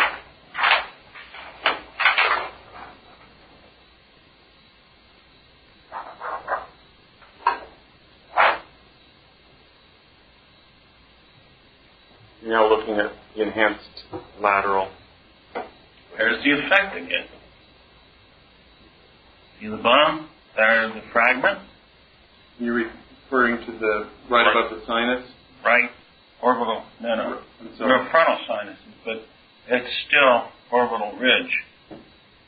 It hits fragments, it goes out. That's why this portion of the skull is out. This is out. Here's the solitary again. If there are fragments, there's very minute portions. The only reason why this isn't dark is because this is an enhancement. But you don't see any vascular markings in here. Where are they? On a normal brain, you see them in the skull. The brain has veins. It shows up. It has density. Blood has density. So, at the time the x-rays were taken, the brain has been removed from the cranium. Okay. On the AP view, there was the very large fragment that was semicircular. Are you able to identify the location of that? The only thing I can say is right there. Could you identify where that is anatomically? It's anterior to the sphenoid bone, which is, here's the sala-turcica. I would say it's anterior. No, superior. I can't say it's the anterior. This is principally superior to the superior to the sala-thoracica. You can't. The only way you can go on graph and right, you have to take, like I explained. I have to explain to you. There's only one way you can find out the depth of a bullet is by taking a special study. It's called tomography, linear tomography, or transpiral tomography. Linear tomography is when they take different fulcrum spots, X-rays, and where the X-rays power source will rotate from a longitudinal plane. A transpiral, which is brand new now, it's a new technology, it spirals, and you change the fulcrum, and you get length. You can identify the location with precision. Right. By that location that you have here on that fulcrum. You just see it, then it starts to disappear, and it totally disappears. And that way you can tell. This is a different projection. You're looking dead on, side view. Now if you turn it this way, you're looking in an AP projection. You're seeing the whole fragment. Okay. You remember I brought this up on the darker one? I said you can just start to see a faint image. And it brought it out on the enhancement.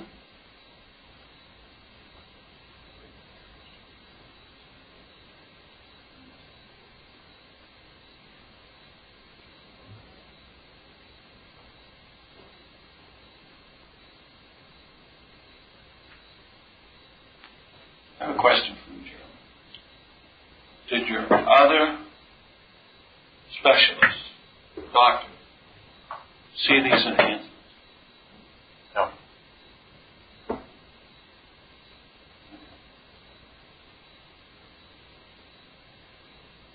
This tells the tale. Right here. The enhancement.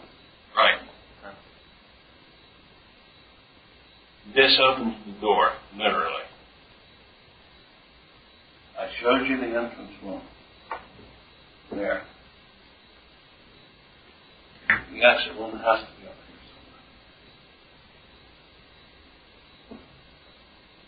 somewhere. If you turn this like that, what's that tell you?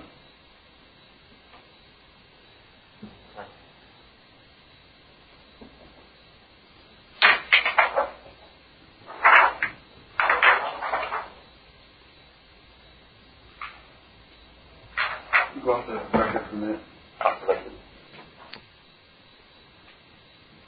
I'm going to ask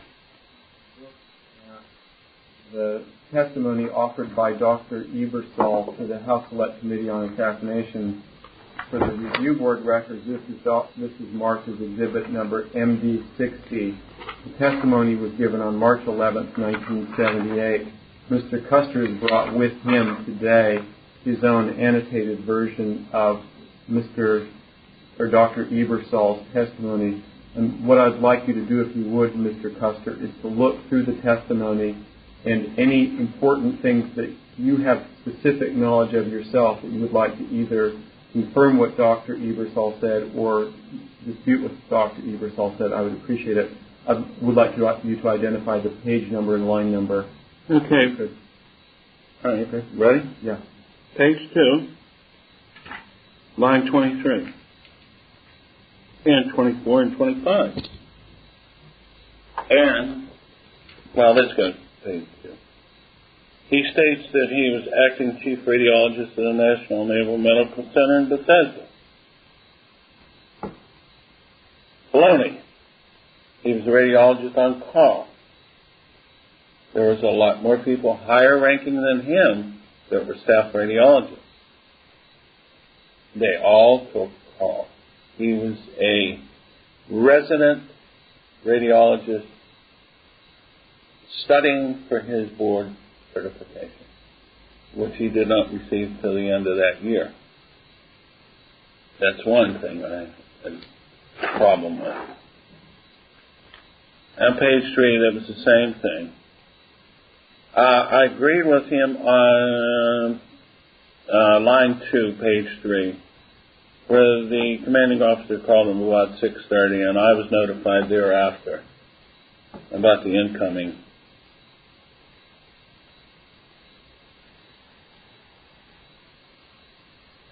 And this is what is fantastic, where he states,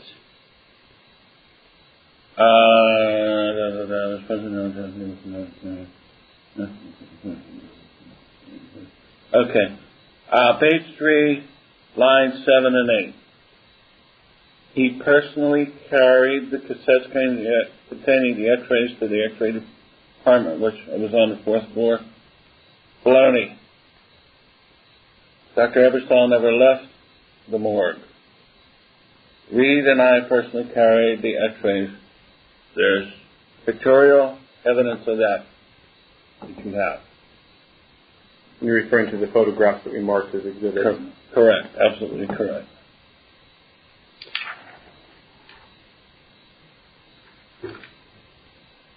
All right, page 3, the bottom half, 23, where he again says, I would like to emphasize this was a textbook wound, round, smooth, pure, peltish, and no rising margins. The back of the head was... Oh, I'm sorry. I'm just going through this. I'll get to that one point. It says the back of the head was missing and the regular messy wound. At the point we have a wound of entrance. Baloney. Go off the list for a moment. Sorry to interrupt. Yeah, actually, why don't we do quote on... Okay, page 4, line 5. He quoted, we took several x-rays of the skull. True. I quoted, and I agree with him wholeheartedly there. There, in itself, he told the truth. But you only have 3 x-rays in evidence. There's 3 x-rays of the skull. Right. I could go through this complete and go back and forth, but all I'd be doing is become repetitious here. And Dr. Ebersol had a tendency to say one thing and turn around in midstream to change his mind and say something else. And he talks about bullet fragments. On page 4, line 11, says the initial film shows an unusual metallic fragment in the skull, but no evidence of a slug or a bullet. End quote. Unquote. Come on. Now, I would say myself that... I'm sorry. Back on the record. Back on the record. At all times, Dr. Ebersol stayed within the morgue. Dr. Ebersol examined the films as I brought them back, made interpretations, got contradicted many times throughout that evening. I suggested to Dr. Ebersol what film should be taken. In his testimony, he states that there are metal fragments in there, but they are not bullets. Now that is a complete turnaround if I ever heard of it, because a metal fragment big enough to be seen has to be a portion of a bullet. Common sense would tell you that.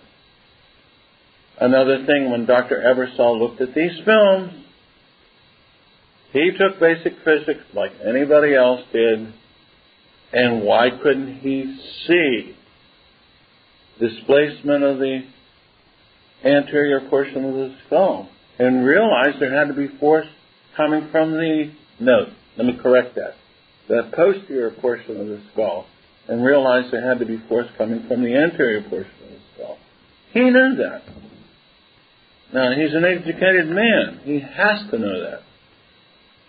Also, in the statements he made that he couldn't recollect certain things.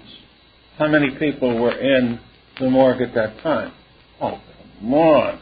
It was pure mayhem. The gallery was completely full. I'll show you on your exhibit 201. 201. From the right-hand portion of the gallery to the left-hand portion of the gallery. Loaded. Not considering the people that were milling around on the morgue floor there, going from pillar to post and making different notes and doing this and that, and the technicians that were working. There was definitely more than 15 people in that morgue at that time. The commotion was astronomical. The decibel level was extremely high. You had to scream at people at times. And when I'm taking x-rays, I placed an apron on to protect myself. I had to scream for these people to move when I was shooting in that direction. And it's just, he was so vague on everything that he come up with. Dr. Ebersol. Dr. Ebersol. And he took the x-rays at 3 o'clock in the morning. That's crazy. I removed the whole x-ray equipment, the x-ray machine, all the films, took them back to the department, and I went to bed. And I was woke up at 5 o'clock in the morning by Captain Braun and Dr. Ebersol commending me on my performance. And I just looked at him and I shook my hand and I said, thank you, rolled back over and went to sleep. And he was so vague on everything that he come up with. I went to, like the next morning, he states that he wanted to take the body to the morgue, from the morgue to the main department. Come on. The security was so tight around there, if you sneezed, there was somebody there wanting to know what happened. They wouldn't let the body be moved out of there at all. And he felt that the quality of the films were not as good because of the portable units. Baloney. It was the film itself, the film type. The technological advancements at that time weren't that great. Don't get me wrong, Bethesda at that time had the top stuff, so to speak. The x-ray machinery, the so-called top films, everything. But it was at that time, in '63, it was unheard of, tomography. What is that? A nasty word? The technological advancement hadn't quite advanced that far. We didn't have CT scans. Do you realize what we could have done if we had CT'd this man? You wouldn't have had to question all these, where was this bullet, where was the depth. It would have been right there, mapped out to you. Three-dimensional CT. And he was so vague in everything that he said.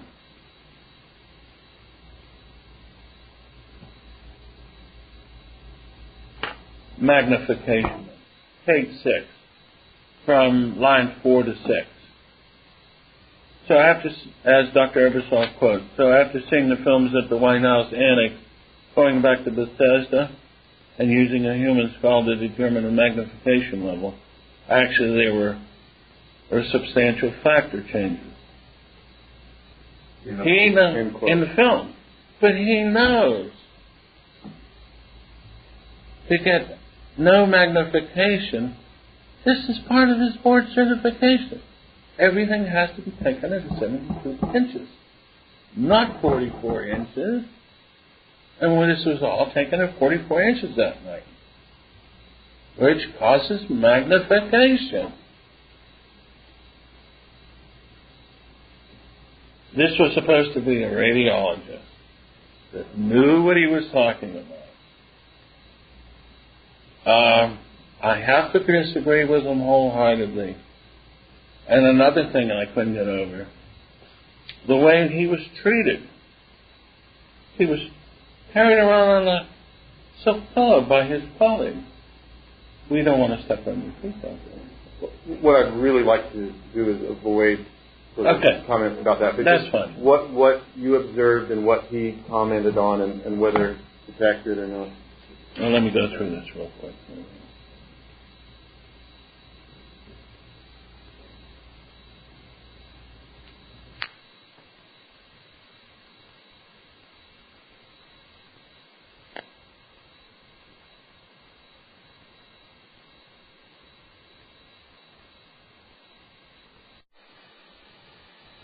Line 21. Do you have any independent recollection of... Oh, wait, no, let me go back. No, make that 20. Dr. Bunt. Now, when you say repeats, were x-rays repeated after the autopsy started? Do you have any recollection? Dr. Ebersol, the second group of x-rays were taken either before the incision was made or very shortly thereafter.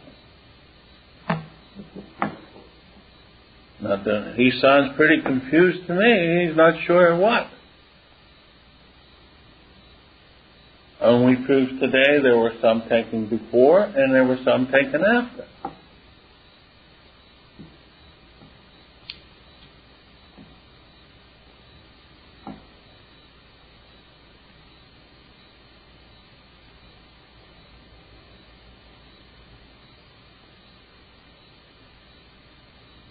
I can't remember what pages on what section it's on, but he made the statement. He was questioned to the fact, were there any controlling facets or factors in the gallery that controlled the morgue procedure at that time? No, there were not. Come on. There were two men that constantly stood up, directed which way things would go. That's the general you referred to. The general and the plainclothes, which, by deduction, I assumed that was Kennedy's personal position. Admiral Berkeley. Admiral Berkeley.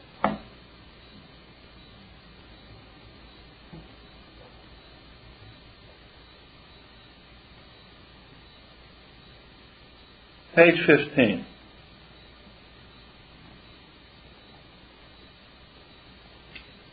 Line 20. He's saying how many gunshot wounds that he looked at during his career, 20 to 25. That doesn't make an expert by any means. We had radiologists there. Just once again, sure. What I'd like to do is to avoid commenting on that. Okay. Just what you observed that is incorrect from what he observed, not his qualifications. All right, I'm stepping over the bonds again.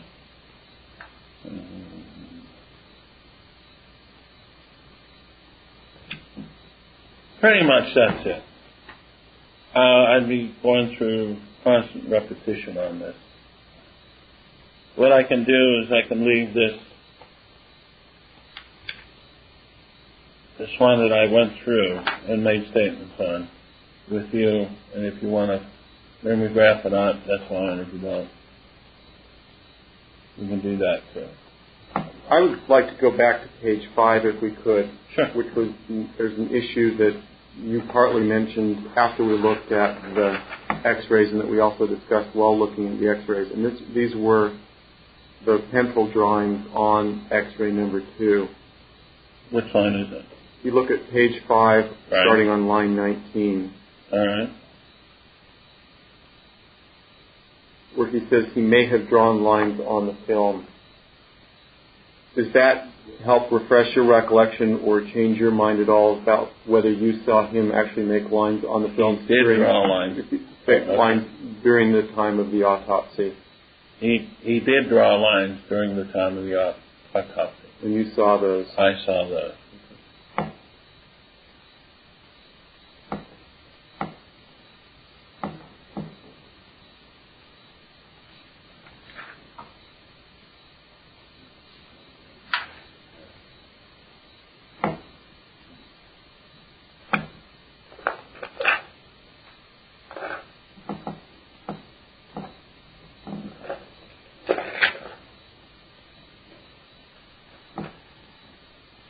I think that's all that we have. We'd like to thank you very much. We will be sending to you a copy of the transcript, which you'll be able to review and make corrections on, send back to us, and we will send you a copy of the final transcript as well. So thank you very much for your time and patience. Now we off the record. Concluded. This is sure. Now we off the record? Yeah. You win.